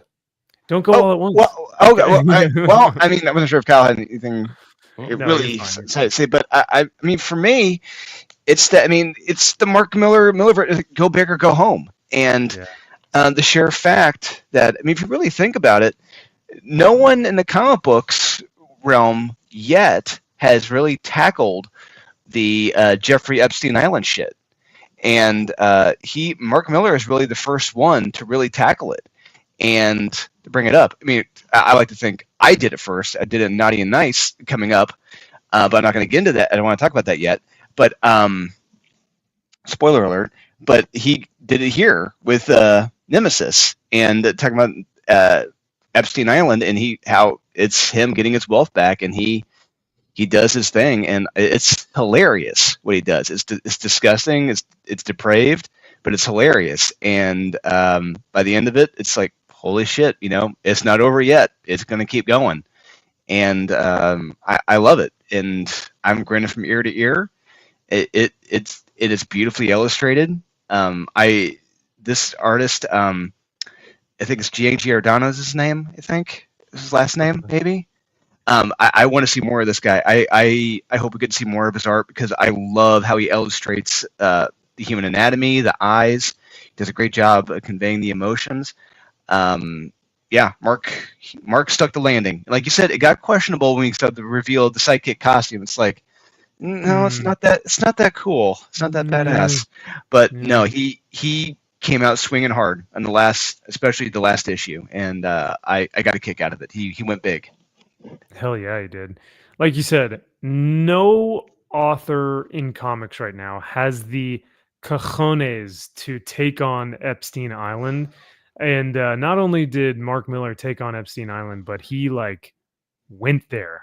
Like he just, in that last issue, man, he went for it. So I'm going to run and use the restroom real quick, but I'll be right back. But while I'm gone, Kyle, I want to get your thoughts. I'll be listening in my little beep boop here. So, but yeah, if you have anything else to say about these last 2 issues, I'd love to hear it. Yeah. So as far as all of the Nemesis, series, Nemesis. The Nemesis, I still like the first one the best. That was just something that I'll always hold near and dear to my heart. But how this ended, it was one of those where you have a thought in your head, you have an expectation for what you expect out of Nemesis at this point, and you hope and pray that somehow it can live up to those expectations in your head. And when I read the last issue, I had an idea of like, oh man, please go there, please do this. And thankfully he even exceeded what I thought he was going to be able to be capable of doing at that point, because that's just what you want from this character. Everything is the nth degree. Everything is taken up to 11. And what he was able to do with Epstein Island in a way where you don't really see Nemesis, get one over on him. Like, it's like, oh shit. I'm like, he was put in a pretty precarious situation at one point, and you're thinking, I'm like, man, are they really gonna fucking do, like, are they gonna do Mhm. this to him? I'm like, oh man, I'm like, I don't know how I feel about this, but then it just how Mark writes, it's like, God damn it, dude, like you're so fucking good. Like it's like in fact, I even doubted you. Like it was just unbelievable. No, Yeah. you're right. In Mark we trust, and I did not Yeah. have faith. I was like, Mm-hmm. not really too sure. But well, because our whole thing, even at the beginning of the series, was like, I hope they do something terrible to this sidekick. I know. Not to be mean, but like, I was just like, I hate this guy. I don't want him to be here. Like, hopefully, Nemesis has like some grander plan. Sure enough, he did. So and it's a sadistic. It's terrible. So Right. And it's almost he as if was. Mark knew like people are gonna hate this fucking sidekick character. Mhm. But I'm gonna try to see if I can get him over on like maybe you'll start liking him. No, Damn, so good. but we do get the backstory to the previous sidekick, which I thought was kind of interesting. That he had one before this, and actually sets this kid up for failure. Yeah. Gives him blanks. I love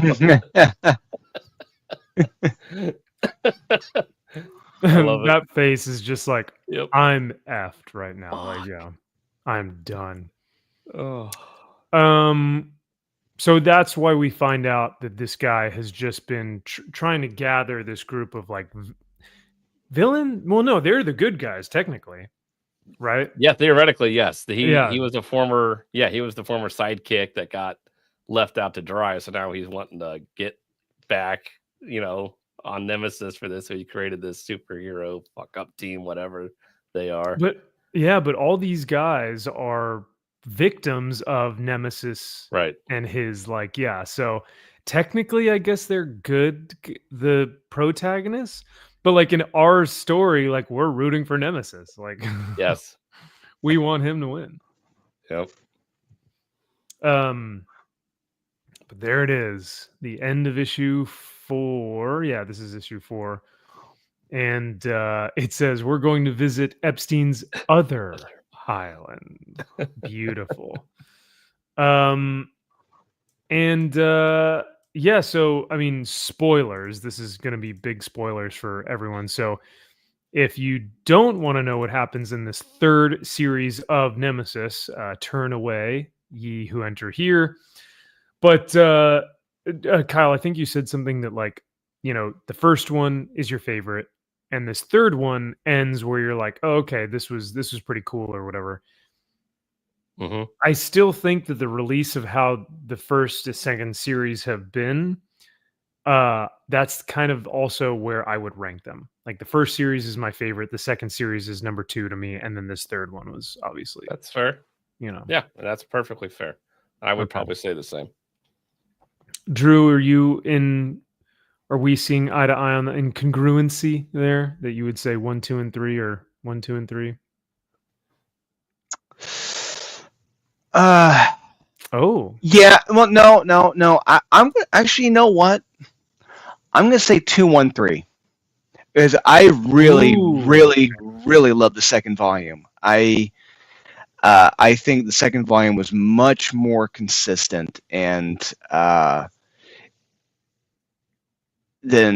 fun than the first volume. Don't get me wrong, the first volume is insane. It's wild. It goes places that it's a mental depravity place. Depravity places. But the second volume I had a tremendous blast with, and it not just that, it opens up the world to different things. It's like, oh shit! It's like it's all tied together. It's got the Pepe Sylvia wall. It's all together. Yeah, and that's why I love the second volume. But it is definitely more fun. I will give you that.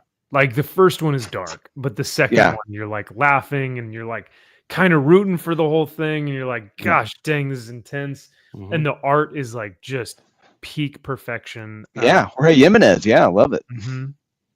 So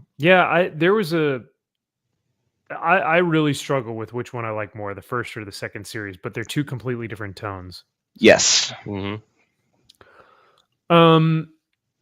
Where this one, I mean, yeah, wasn't my favorite, but he nailed the landing. So like I said, spoilers. What ends up happening to the sidekick? Well, once Nemesis has gotten everything he wants and he's gotten off the island, he's taken all of these, celebrities and weirdo power hungry politicians. He's taken all their money. He gets off the island scot-free, gets a new identity, and ends up killing the sidekick and taking his heart to give it to Ensure Ababa. Alibaba. Yeah. Alibaba, yeah. And my God, this was like, this whole scene was just like heartbreaking, but also like good, like, Yep. like I'm glad it's happening because Nemesis doesn't need a sidekick. So, Yep. but just the fact that he's like, why would you do this? Like, I'm a good kid. He's like, well, yeah, you're my friend. Like, I like you. But that's exactly why I need to like you. Yep. Because I had to. We had to be friends. We had to be. So when I cut your heart out and give it to him, that's the price that's paid. Exactly. Mm. And this, oh God, this line. How does Mark think of this? I can't be friends with the pussy. Oh, Such a God. Nemesis line. I love it. It's perfect Nemesis. Like only he would say something like that. This poor kid is just like crying his eyes out, and Nemesis is like, "Oh yeah, I'm still gonna kill you, but come on, don't be a pussy, kid. Like I gotta like you, right? Yep. I can't be friends with a pussy. Just terrible, just awful. Yep. But what do you think about this cliffhanger? I'm going to take over the entire world. I mean, what does that even look like? I think it's gonna. Well, I think it's gonna look like what the world of Wanted looked like, where there were no heroes. All the heroes were forgotten or gone, and I think that's what we could probably end up seeing. Probably a rebuilding or return to the Wanted world. So Nemesis would get rid of all the heroes? Probably, yeah. Okay. Right. I mean, yeah, you got to think about it. It's if you think about the big time, it was the heroes getting together to take him and Wesley Dodds down.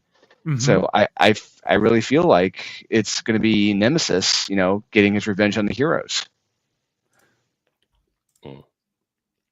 That could very well be a reality.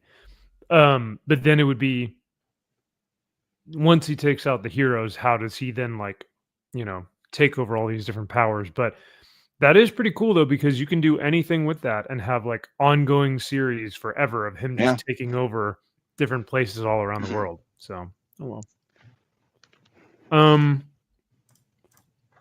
Let's see. What do we got up next on the list?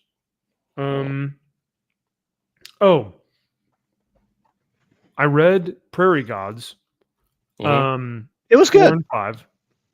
Yeah. So 4 came out last month. 5 came out this month. I think I liked 4 more than 5. Is it just me, or is 5 going to be like a continuing story with this character? Are we going to find out more about him, or is that just a one and done? It was a 5-issue series. I think it's just done. It's just done? Oh. Yeah. I did talk with Shane, and he did say after 5 it is done. Oh, okay. Never mind. So this is 5. And to be honest, I didn't fully understand it, to be totally fair. The guy went back in time. And that's kind of what I got that's from what I it. got. It was kind of like a Back to the Future. Yeah. 2 type of situations. Like, we gave a letter fast future here. Yeah. But this one was cool because it was like sci-fi elements mixed with the old-timey Western, mimes. Yeah. But I'll ask y'all, what out of the 5, which one was your favorite? I kind of have a feeling I know, but the World War I Trenches issue. I think that was issue 2. 3. 3. Issue 3 is probably my favorite. Mm-hmm. Then number 1. Issue 3, the number 1. Okay. Kyle, your favorite, actually, you had it in your top 10? Yeah. 5? 6. Yeah. I think, I think number 3, or issue number 3 of Prairie Gods was in your top 10 list. And I agree. I think issue 3 is by far and away the best from this series. Like, that was killer. Agreed. Start to finish, it was truly just, did not see that coming at all. Yeah. Salty, I'm glad that you agree with 1 and 3, because those are probably my favorite as well. Jaffiel. Yeah. Number 1 hit hard because we didn't know what to expect. We weren't sure what we were getting. And that ending of, the devil wanting to race a second time, 2 out of 3 is what I think he said, right? Like, dude, what a great way to end that first issue. So it was great. And the sheriff character that he has peeking up through here, I love the characters he built in this world. No, I really enjoy that he created this kind of, we say it a lot, but it really is a Twilight Zone-esque series. And that you have somewhat of like reoccurring characters, especially because we get the first, the driver from the first book show up in the third book, where the old man is telling his story to the driver. Yep. This sheriff kind of continually shows up at places. He even shows up in the 5th issue to kind of, help out the fallen pilot. So, I wonder if there's a thread there, but I'm digging it, man. Like, his art just continues to get better, and you can tell he's having so much fun with it too. So, yeah, you can tell it's him. It's his. It's my thing. I wrote it. I drew it. It's like you can tell start to finish. There's love there. He specifically wanted to tell this story in a specific way. The paneling, the layouts, how he wants these characters to look. Yeah, he actually was able to tell his full story, and that's awesome. Yeah. No, I'm fully on board with the Prairie Gods imprint. I love the series from start to finish. So I'm glad we were able to catch up on this one. But yeah, what a cool endeavor for him to take on his own solo book, for a little bit. So yeah, and hats off to Mad Cave for letting him do it. That's true. Yeah. Cheers and props to them. Now let's talk about one book that is kind of bad. Didn't really do it for me. I don't know if you guys dazzle you. Nah, this one was creepy, weird, and honestly evil, vile, disgusting. I didn't read this. This is so famous. It's infamous. This one.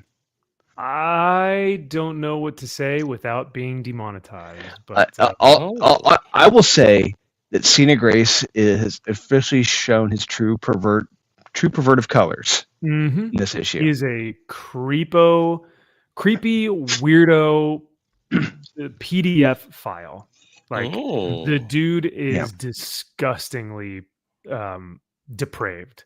Like this is Shazam. It's wholesome. What are you talking about? Yeah, right. Oh, but look at the art. The art is so colorful. Yeah, it's inviting. It's very Toad Storbs. Yeah, that's what they want you to think. Oh. So the story basically just revolves around Shazam and John Kent. And what happens is that John gets aged down for this book. Okay. But he's still got Jay Nakamura as his boyfriend. Are we sure? Yeah, so it's weird. Yeah, John is what, like 10, 11 in this? He's like no more than 12. He's like between 10 to 12 years old. Yeah, right here. Most. But the artwork is terrible, but it just reiterates just like how awful it is. Or how awful this like whole thing looks because the art is bad, but they make him look even younger than he probably is. But even Shazam was like, hey, what happened? Or like, do you need anything? And he's like, oh yeah, I'm fine, but I'd really love to talk to my boyfriend, but my boyfriend is at trauma therapy. Damn it. Yeah, he What the fuck? goes, everybody's going through stuff. Where is it?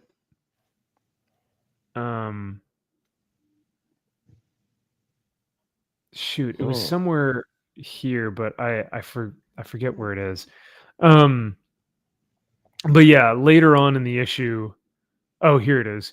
Well, my boyfriend's got group therapy and trauma counseling, maybe just for the night.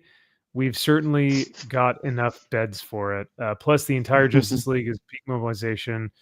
So they follow back. So this was kind of weird. I don't know, Drew. So he tries to fly, but he falls and he goes, right, my flight powers haven't developed.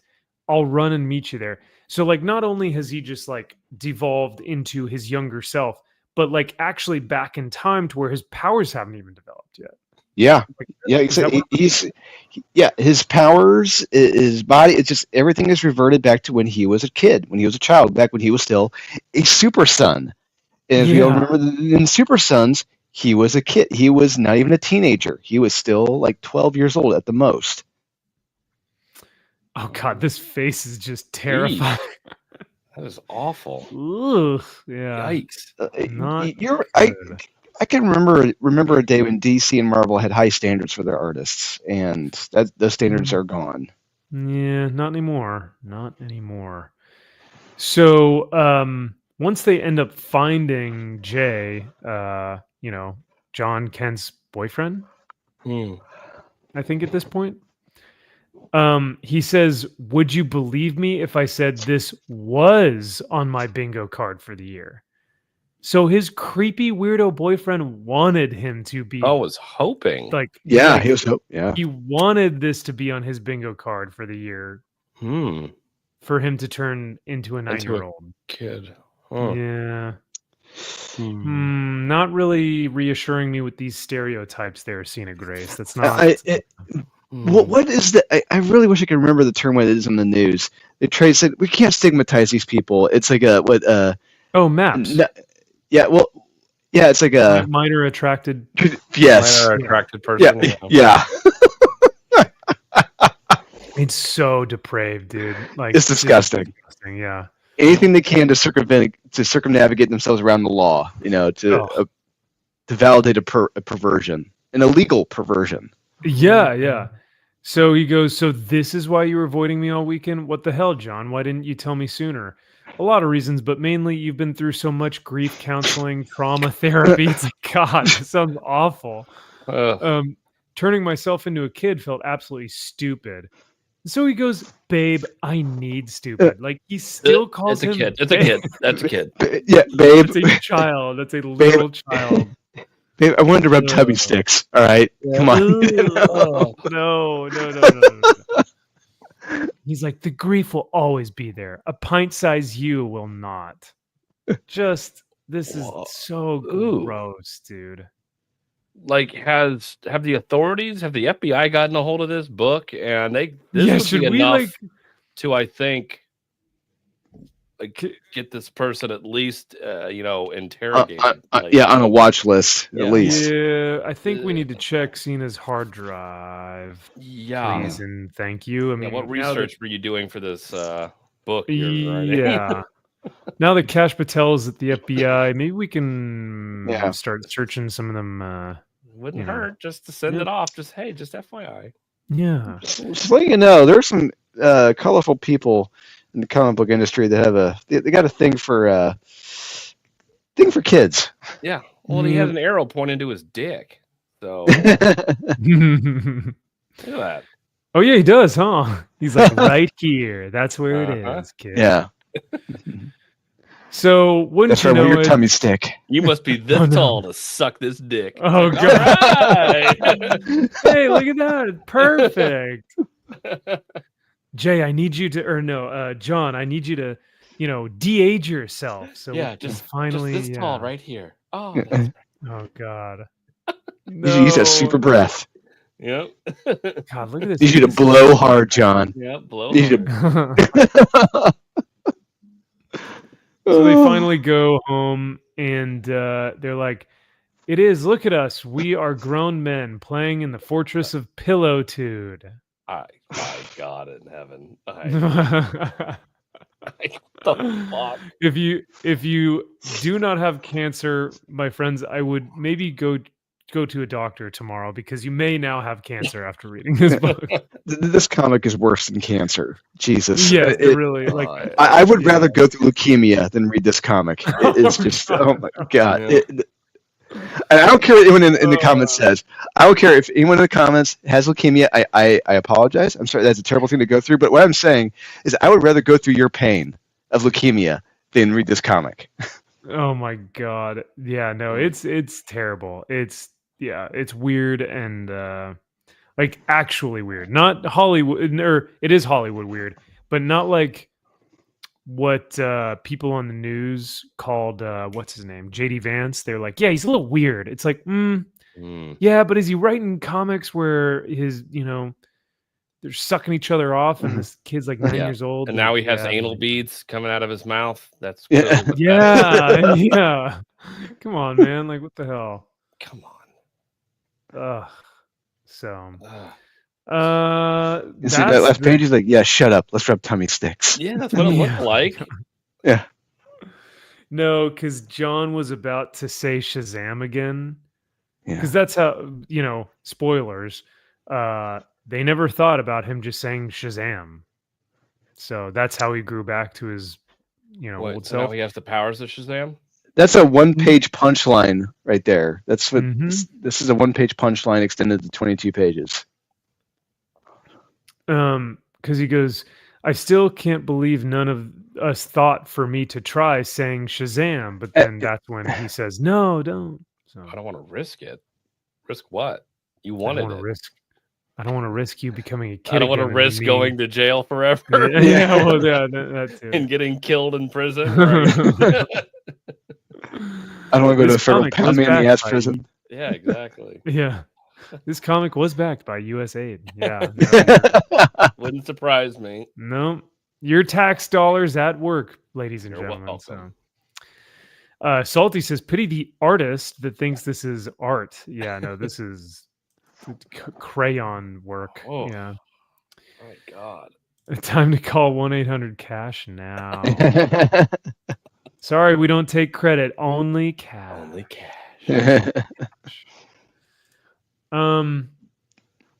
And then we did read Ultimate Wolvie and Weapon X-Men.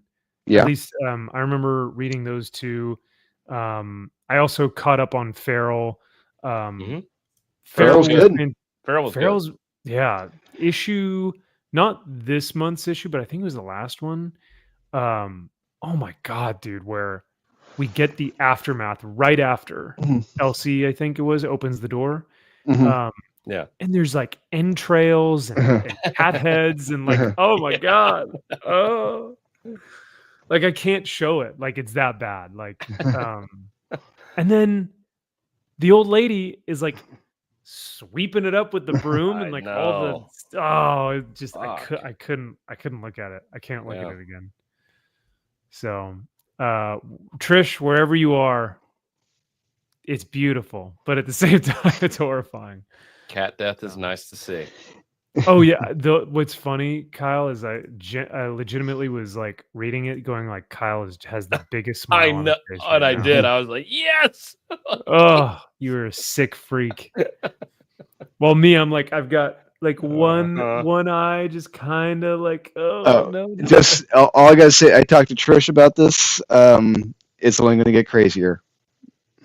Gosh dang, that, because even this last issue was pretty damn crazy. So yeah, it was. I don't know how it's gonna, because Patch comes back in this most recent issue. Yeah, man, I don't know how they're gonna continue just upping the ante, but they still do, man. They still do great work. Yeah. What have y'all been thinking about Ultimate Wolvie though? I mean, it's far and away better than I enjoy it. I mean, I'm not like gonna it. lie. It, my opinion, it is the best of the Ultimate line stuff. It is the very best. Yeah. And I this latest issue, I think it was issue 3 this week that came out. 2. I read it was 2. Mm-hmm. Yeah, I loved it. I thoroughly enjoyed it, and I love what they're building up here. And it's a little different. It's a little bit something that we know. It's mixing it up, and I love the art. The guy is terrific for it, and yeah, this is what I wanted in the Ultimate line, and I'm having a blast. Yeah, I'm really liking it as well. It's like, it's not the greatest thing ever, but comparatively to like what we're getting with a lot of the other Ultimate line stuff, it's like it really is. It's doing a great job of making Wolverine as the Winter Soldier extremely lethal. Like, Yes, scary lethal. Yeah. And I think that's why I like it, is because it actually adds a level of in intimidation. Like, you're like actually scared about Wolverine Winter Soldier. So Yeah. No, it delivers on the promise of it being an Ultimate Wolverine book. He's not a mopey, whiny little bitch, not being Wolverine, sitting around a fucking coffee shop talking about how he used to be something he was, and maybe I could be that someday again. It's like, or no, a he's a sauna. fucking ruthless killer in this, and that's Or- what he is. or going to school with little manga girls eating food and moping, drawn by Peach Momoko. Yeah, Yeah, having a little fucking storm cloud follow you around and talk to you. Oh, yeah. Fuck. Yeah. No, yeah. I mean, like, and that's a good point too, is that this book delivers on what the promise is, which is Ultimate Wolverine. Like, we're getting him in his most ultimate form, which is just a ruthless, savage killer with like zero or like all mind control and no real action of his own. So This is the first book that's living up to the promise consistently in 2 issues. Ultimate Spider-Man is a close second, but it hasn't been living up to that title. We've gotten Spider-Man a couple times, not much, but we're so far in Ultimate Wolverine, we've got him kicking ass and killing in 2 issues so far, and this is what I wanted. Yeah, dude, the panel with the heads in this. Holy loved it. shit, Oh, that was yeah, that's fucking right. awesome. It's like, It's great. finally. Yeah, no, that's Finally, right. an Ultimate series with some balls. Love it. Yep. And he just like looks into the camera and like, you know, just shows his claws and is just like, yeah, Hell yeah. this is my work. This is what I've done. But I did find it interesting, the dynamic between Colossus and Wolverine, and how Colossus is telling this doctor, like, take him out of stasis, take him out of the cryo chamber, right? Yeah. And the doctor's trying to like, the doctor's telling him like, well, he's not ready. He still needs like the time to rest. And he goes, F that, get him out of here, right? Like, get him out here. I want him in front of me right now. And Colossus just kind of like grabs him, lifts him up, and just tosses him, fastball specials him across the whole like science lab. And she's like, what are you doing? And he goes, he needs to know his place as like this dog, you know? And I'm like, oh my God, dude, that's awesome. Like ruthless, you know? Yeah. But I don't know. Wolvie gave a look, like his eyes. There was a panel where you get to see his eyes. And do you think there's going to be redemption or some sort of weird arc where he gains consciousness and tries to maybe fight back against? Oh, absolutely. There absolutely will be. If there isn't, then that's poor storytelling on the writer's part. By issue 6 or so, hopefully, there will be a reckoning between the two, which would be fantastic. Because I'm wondering where they go from here now. You know, does Wolvie continue to do these little missions? You know, like where he's like, because this was issue 2, I would say. The theme or the plot here is that he gets tested, right? They need to test him to see if he's battle ready. So now he's maybe going to go on more missions. I don't know. Could be. Yeah. But I will say I am actually digging it more than a lot of other Marvel and DC books. So Like when I heard that it was coming out, I was like, oh, cool. Hell yeah. Like I'm excited to read it. So, which is very, very rare. Yeah. Yeah. I mean, I was nervous. I was very nervous at first. Because I'm like, okay, the Ultimate books, they haven't exactly been the best. But no, it's clear. I mean, clearly it is a quantum leap above the others right now. So that's fantastic. That's honestly an understatement, Drew. Like the Ultimate books have been a complete, like, not just underwhelming, but like have been, what's the word? A wet fart. Yeah, no, yeah. Did League of Comic Geeks change their grading system? Oh, did they? Because remember, it used to be out of 100%. Yeah. But now this is a 4.2 overall rating. Out of 5? Out of 5. So like if I give this a 4, I mean, it still kept it at a 4.2. But if so yeah, that's interesting. Because because last time it was a little confusing because it would be like 92 people gave it a 4-star rating or something like that. I forget how they did it last time, but yeah, it was some shady shit. And see what happens when we keep talking shit about these books. They have to keep changing their grading system. They really do. They really do. Yeah, because they changed something else because we had mentioned it before. And I forget what it was. Uncanny X-Men 3.7. All right, that's better because mostly positive. Yeah, I wonder how their rating system is gonna.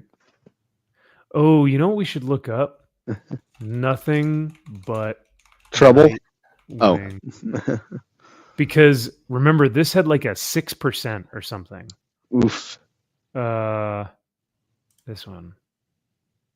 1.1, very negative. Very negative. Very negative. So that's okay. All right, League of Comic Geeks. This is a very interesting way of going about their new rating system. Yeah. Interesting. 1.1. I wonder if we can find a book that's like in the point somethings, like a 0.5. What about where do you think Tim Drake Rubbin is by Megan Fitzmartin? There are Sims for that. Tim Drake Rubbin. Old Twinkle Toes himself. Mixed. Ooh. Okay. 3.1. So mixed. 3.7 is still positive. 3.1 is mixed. So yeah, what was it? Mostly positive. Yeah, so like 3.5 is the cutoff. Ooh, this is fun now. Now we're like, I'm interested what all these different ratings are. Yeah. Mixed is a 3.1. Interesting, League of Comic Geeks. That just sounds like cope to me. No, I'm kidding. Fascinating. Hangry says speculation, but Ultimate Wolverine is on the cover with Heroes of Ultimate Spider-Man Incursion. Okay, interesting. Cool. Yeah, I don't know. I don't know what that means or how that'll apply to like his future iteration. Yeah, I don't know. That's certainly a lot of words. Was that Peterman? Yeah. Yep. Certainly a lot of words.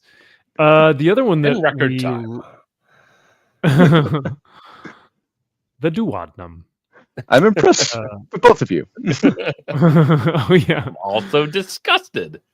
Well, get Susie in here. I'm assuming I need it right away. Well, I guess we'll wait. What? Give me that. What does he say when Elaine eats the cake? He's like, I'm assuming that what you're about to experience is much more punishment enough. Yes, will be punishment enough. Dismissed. Oh man, well this is kind of unfortunate.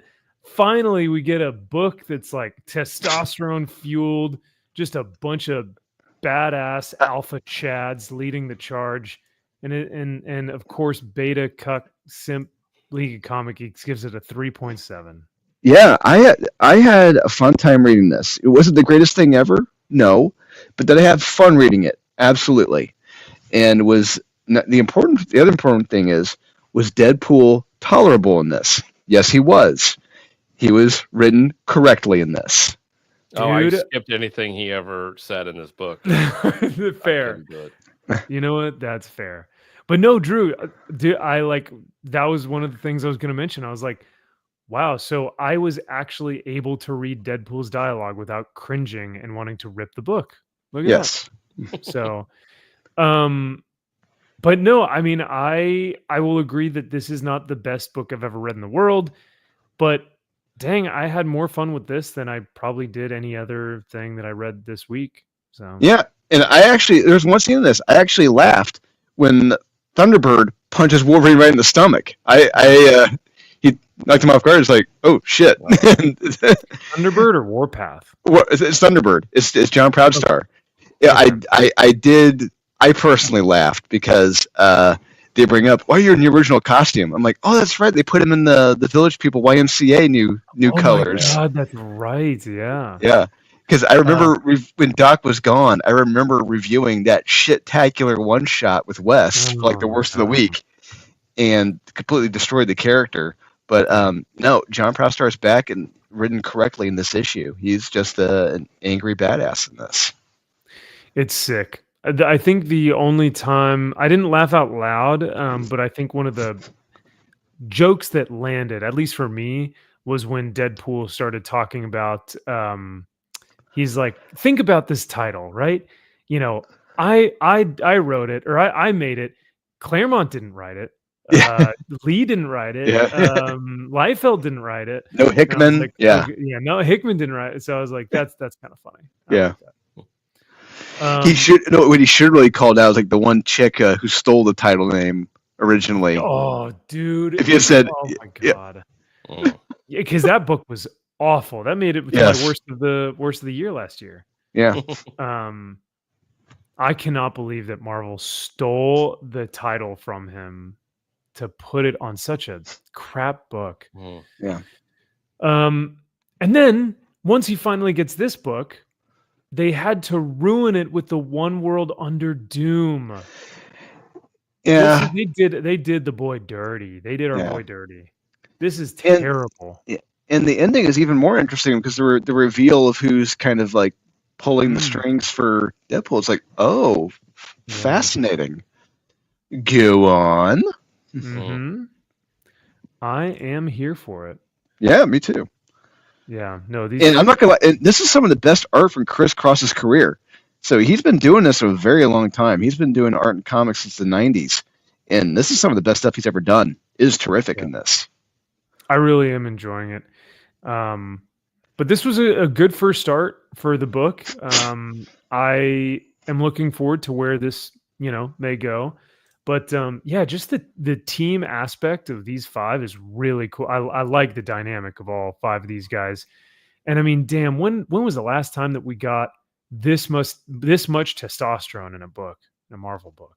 In a Marvel book? Like a decade, probably at least. Ago, right? Yeah. Yeah. But the big thing for me that I think just absolutely ruins this cover, and maybe even just like what I hate about Marvel publishing, is that this should be its completely own thing, off on its own, not included or involved with this stupid One World Under Doom BS. And it's an Alex Ross cover, and a third of it is being taken up by this stupid moniker thing here. So I think you know what's interesting about Alex Ross? It's like he's done it once, but it's like I never would associate him with drawing 90s characters because it seems like out of his wheelhouse.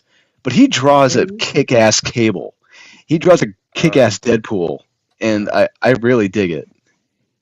Yeah, you would never think of him doing like these Image-esque. Yeah, but I mean like the 90s. The biggest, larger than life, big explosive characters, and he does a good job with it. It's fun. Yeah, it looks cool.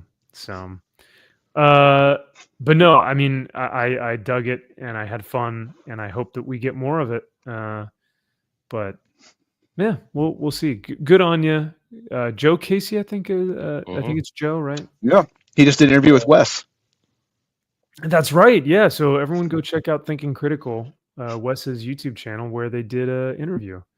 I think they addressed the title, right? They addressed the fact that his title was stolen. Well, I know we read a couple others, like, One World Under Doom, and I need to catch up on this, Kyle. I know that Oh you've yeah, I probably been didn't all over realize this bad boy. Oh fuck, I do need to catch up on that. It was good. It was all right. It was great seeing Captain Marvel, Carol Manvers in this get her alien spunk in the face, and Ooh, yeah. all right. I looked at issue 2 a little bit, and it looks like Cap is back, which I thought was sick. Mhm. The only And some thing other is- characters. They revealed it there in the text. Yeah, because the X-Men come back in this. Oh, okay, Yeah. okay. But the only thing with this book, 8 doll hairs for Not worth it. 3 pages. No way. No, not worth it. It's Not worth fun, it. stupid No. read, but no way, $8. No. 8 doll hairs. That's crazy That's money insane. for a comic book. Now I'll say this. I will say this. If there were at least a couple Marvel characters who died gruesome deaths in this, I would say it's probably worth $8. But no one goes out that way in this at all. Yeah. Even still, man, $8. Yeah. Give me more pages or something, but that's brutal. Or ISOM, something good. Yeah. Or just an ISOM character. Come on. Yeah. No, Captain Marvel, she gets the alien spunk in the face, but like if her face like actually like really melted off and she died, like fuck yes, that's awesome. Take my money now. But no, her face gets like half melted, kind of sort of thing. I don't know what the hell. But, Meh. Yeah. Yeah, I would like to take another look at this series just because it's been like 6 months since that first issue came out. I swear to God, 20th Century Fox and their AV, like they are so fucking terrible at putting their shit out on a regular basis. It is terrible. Do you think it's them, or do you think it's Izad Ribic with his painting? I don't know. Either way, get your shit together. It's not as bad as the Jason Aaron Batman series that was coming out, where like each issue was coming out like every 6 months. Yeah, right. Why are you Off even doing World, this? right? Yeah, Yeah. Off-World, Yeah. Yeah, or Batman 89 Echoes that was coming out like once every 8 months.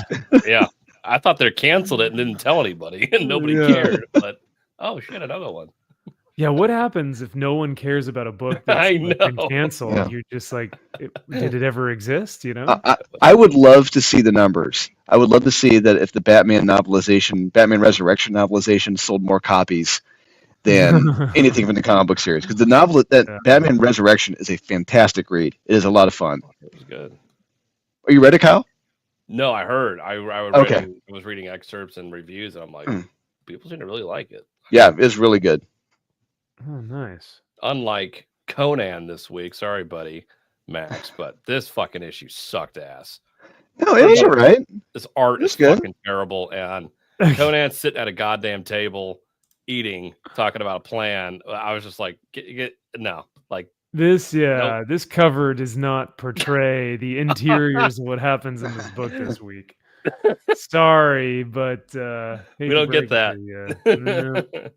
So wait, why didn't you like this issue, Kyle? Tell me. Everything about this is just everything. Yeah. Wow. It's all wrong. I don't like these three. I don't like the dynamic. And the fact that Conan is so much of a fucking dipshit. He doesn't know that this chick is going to betray. Like, really? Anybody with half a brain knows this. And Conan should have seen it coming 10 miles away. Yeah. Like, knowing full well that she was going to leave him high and dry at the end. It's like, no shit. Yeah, I wasn't a fan of this at all. The only thing that I liked a lot, and the only reason I liked it a lot was because it actually felt true to the character, and it felt like Jim Zub was like actually like, okay, this makes sense. Was when they get back to the ship, and emotional, flustered Belit, or Belit, however you want to pronounce it, she's like, we got to go kill that bitch. Yeah. She, she's like all emotional and worked up, and like she's Typical she's woman. Yeah. like a woman. Mhm. But am I?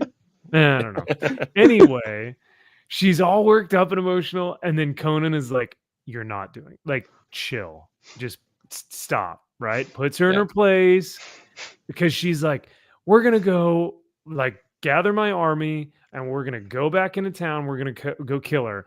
And Conan's like, "You will risk all of these men's lives for one stupid, B word out in the town that like shanked me a little bit. Like, chill, woman. We are going home. We are not wasting our time on this stupid, like, thief who you trusted earlier or whatever." So to me, that made sense. But yes, everything leading up to that was not the best. No. Filler The- is what this is. The art felt like I was reading Fire and Ice. Yeah, the art Like- in this is just way off. Too Like clean, the colors, too oh, bright. yeah. I'm just like, what is going on? Everything is really oversaturated. Like it Yep. looks like a DC book, like a Yeah. DC kids YA graphic novel. And I was like Conan's face looked so pretty. And I was Yeah. like, oh, I don't like this. This is weird. It's making me feel uncomfortable. I'm really attracted to you now, even more. What the hell's going on with me? Why do you look like you're like 21? You're like a TikTok boy, Like it was so no, the art is not right for this book at all. I don't know. Like she's a talented artist, but she shouldn't be on Conan. Agreed. So, and then the dialogue between everyone was it just felt it wasn't Jim's best work. And I think he does better in settings that are grittier and darker and have more, I don't know, have more meat to More them. weight. Yeah, weight. Yeah. This just felt like a really weird side quest. Yeah, no, in an it's RPG. It was like, it's a what? side quest. That's 100% what it is. It's just we must go steal the thing from Yep. the person who has the thing that will meet this person too. And it's like, okay, yeah, all right, sure. Hello, traveler. Will you help me get the stone of Arachma? You must go here first. Okay. Go collect these 5 things, then come back to me, and I will show you the location. It's like, Oh my okay, god, I'm dead. fuck. Here we go. That gave me a good laugh. Holy shit, that's funny. What are you buying? What are you selling? Hello, traveler. Yeah, go to go to this wizard that will sell you this thing for 5 shekels, and just like mindless side quests that like will get you nowhere, and you end up back in the same only to then spot. be betrayed in the end. It's like you can't do anything. It's like, fuck. Oh, it's so funny. Go buy this or seek out this treasure from this. Yep. Yeah. Ugh. At least in World of Warcraft, you killed boars and you like leveled up. This you didn't level up at all. Oh, No, you leveled down. yeah. This was a step down. Mhm. Because even when they had Braithwaite in on Conan, Mhm. it still felt like this is a weighty, heavy, book that's rooted in this like lore and history, and like, there's a legacy here.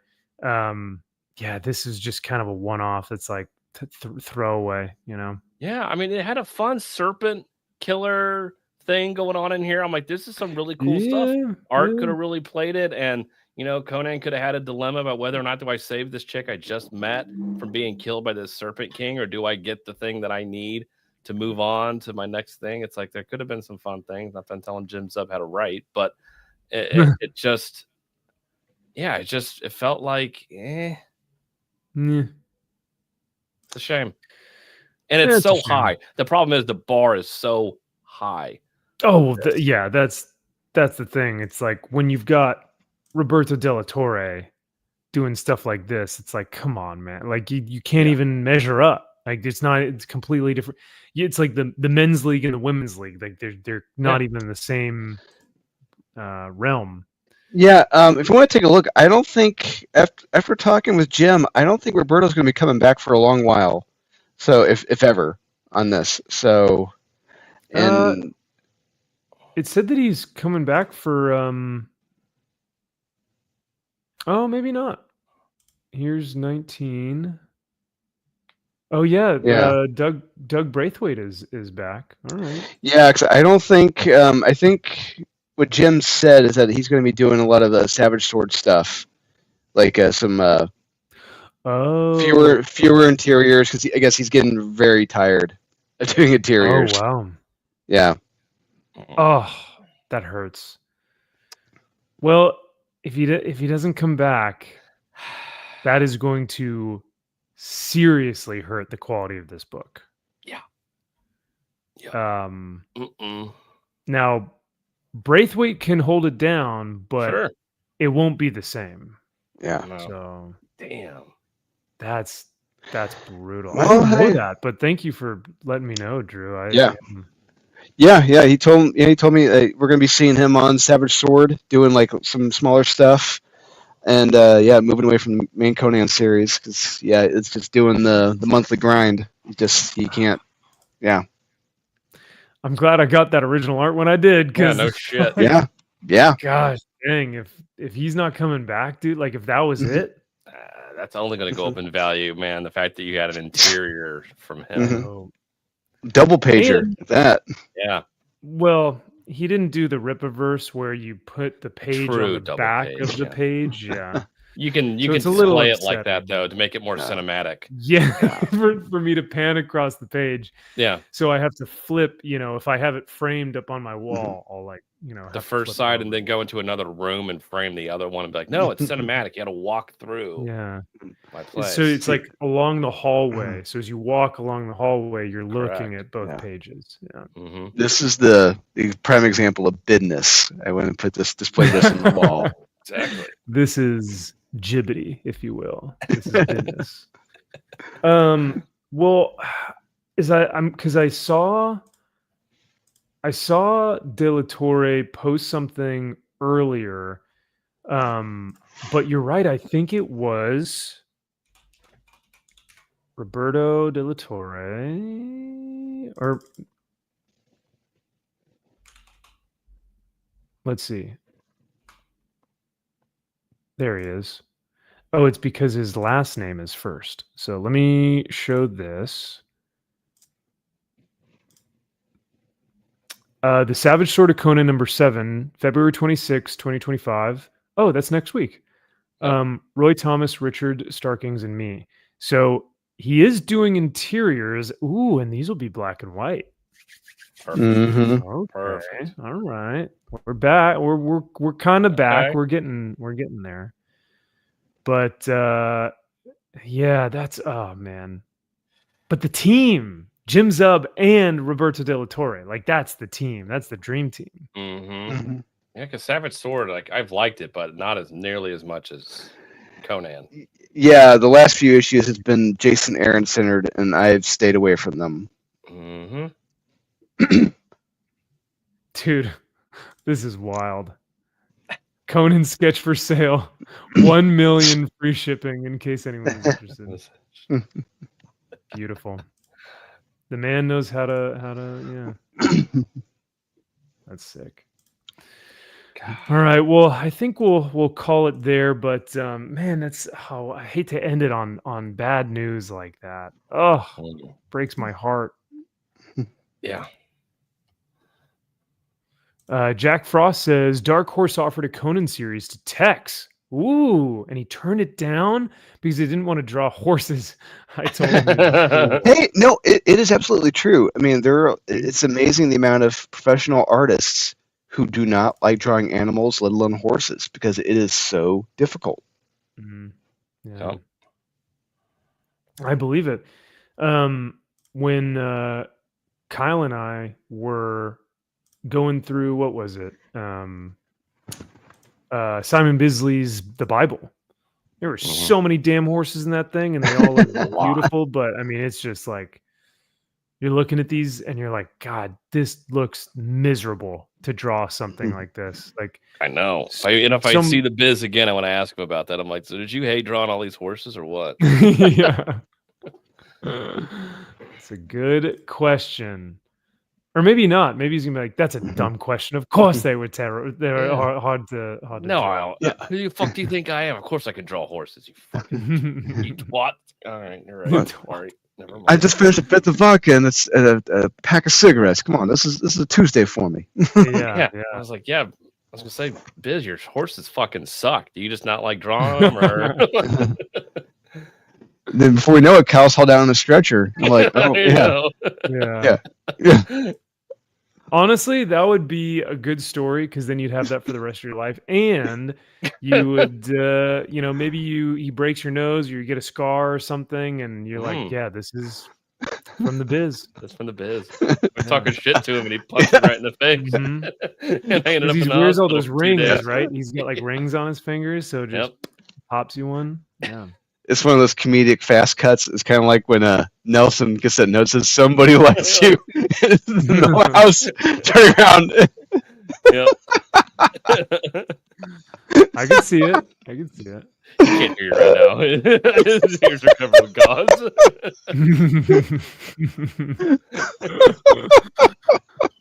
Oh man.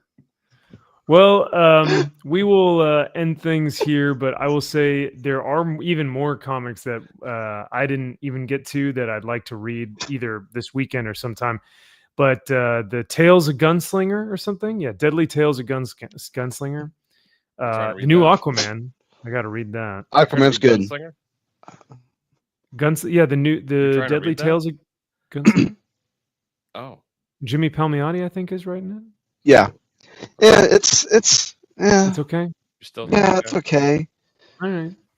As long as that maid isn't in this book, that's really the only, I don't want Rosa telling my gunslinger that he's, but I need to catch up on Skybound's G.I. Joe and Ara, because I haven't been reading either.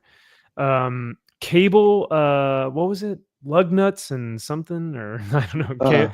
Cable butts and nuts.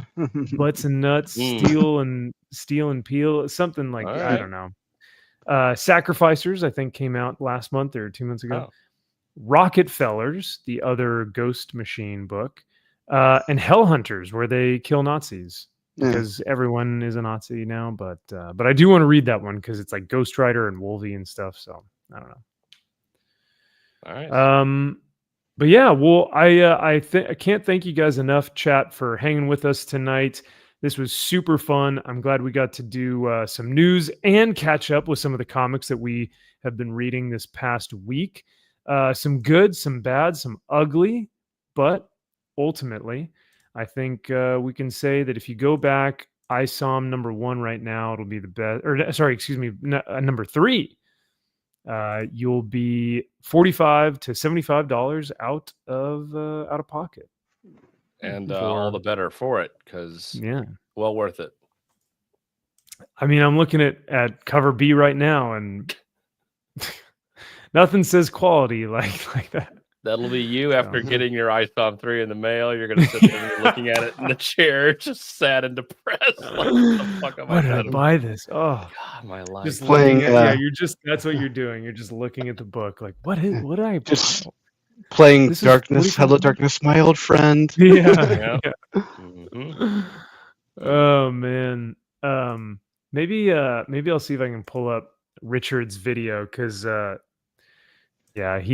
he really spoke some truth. And like I said, I have not agreed with him in a while, but he's I talked to Aaron about that down at MegaCon, and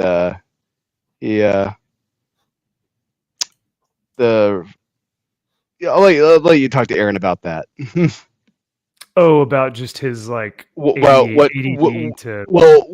a recent incident that could have caused it. Oh, interesting. Yeah. Okay.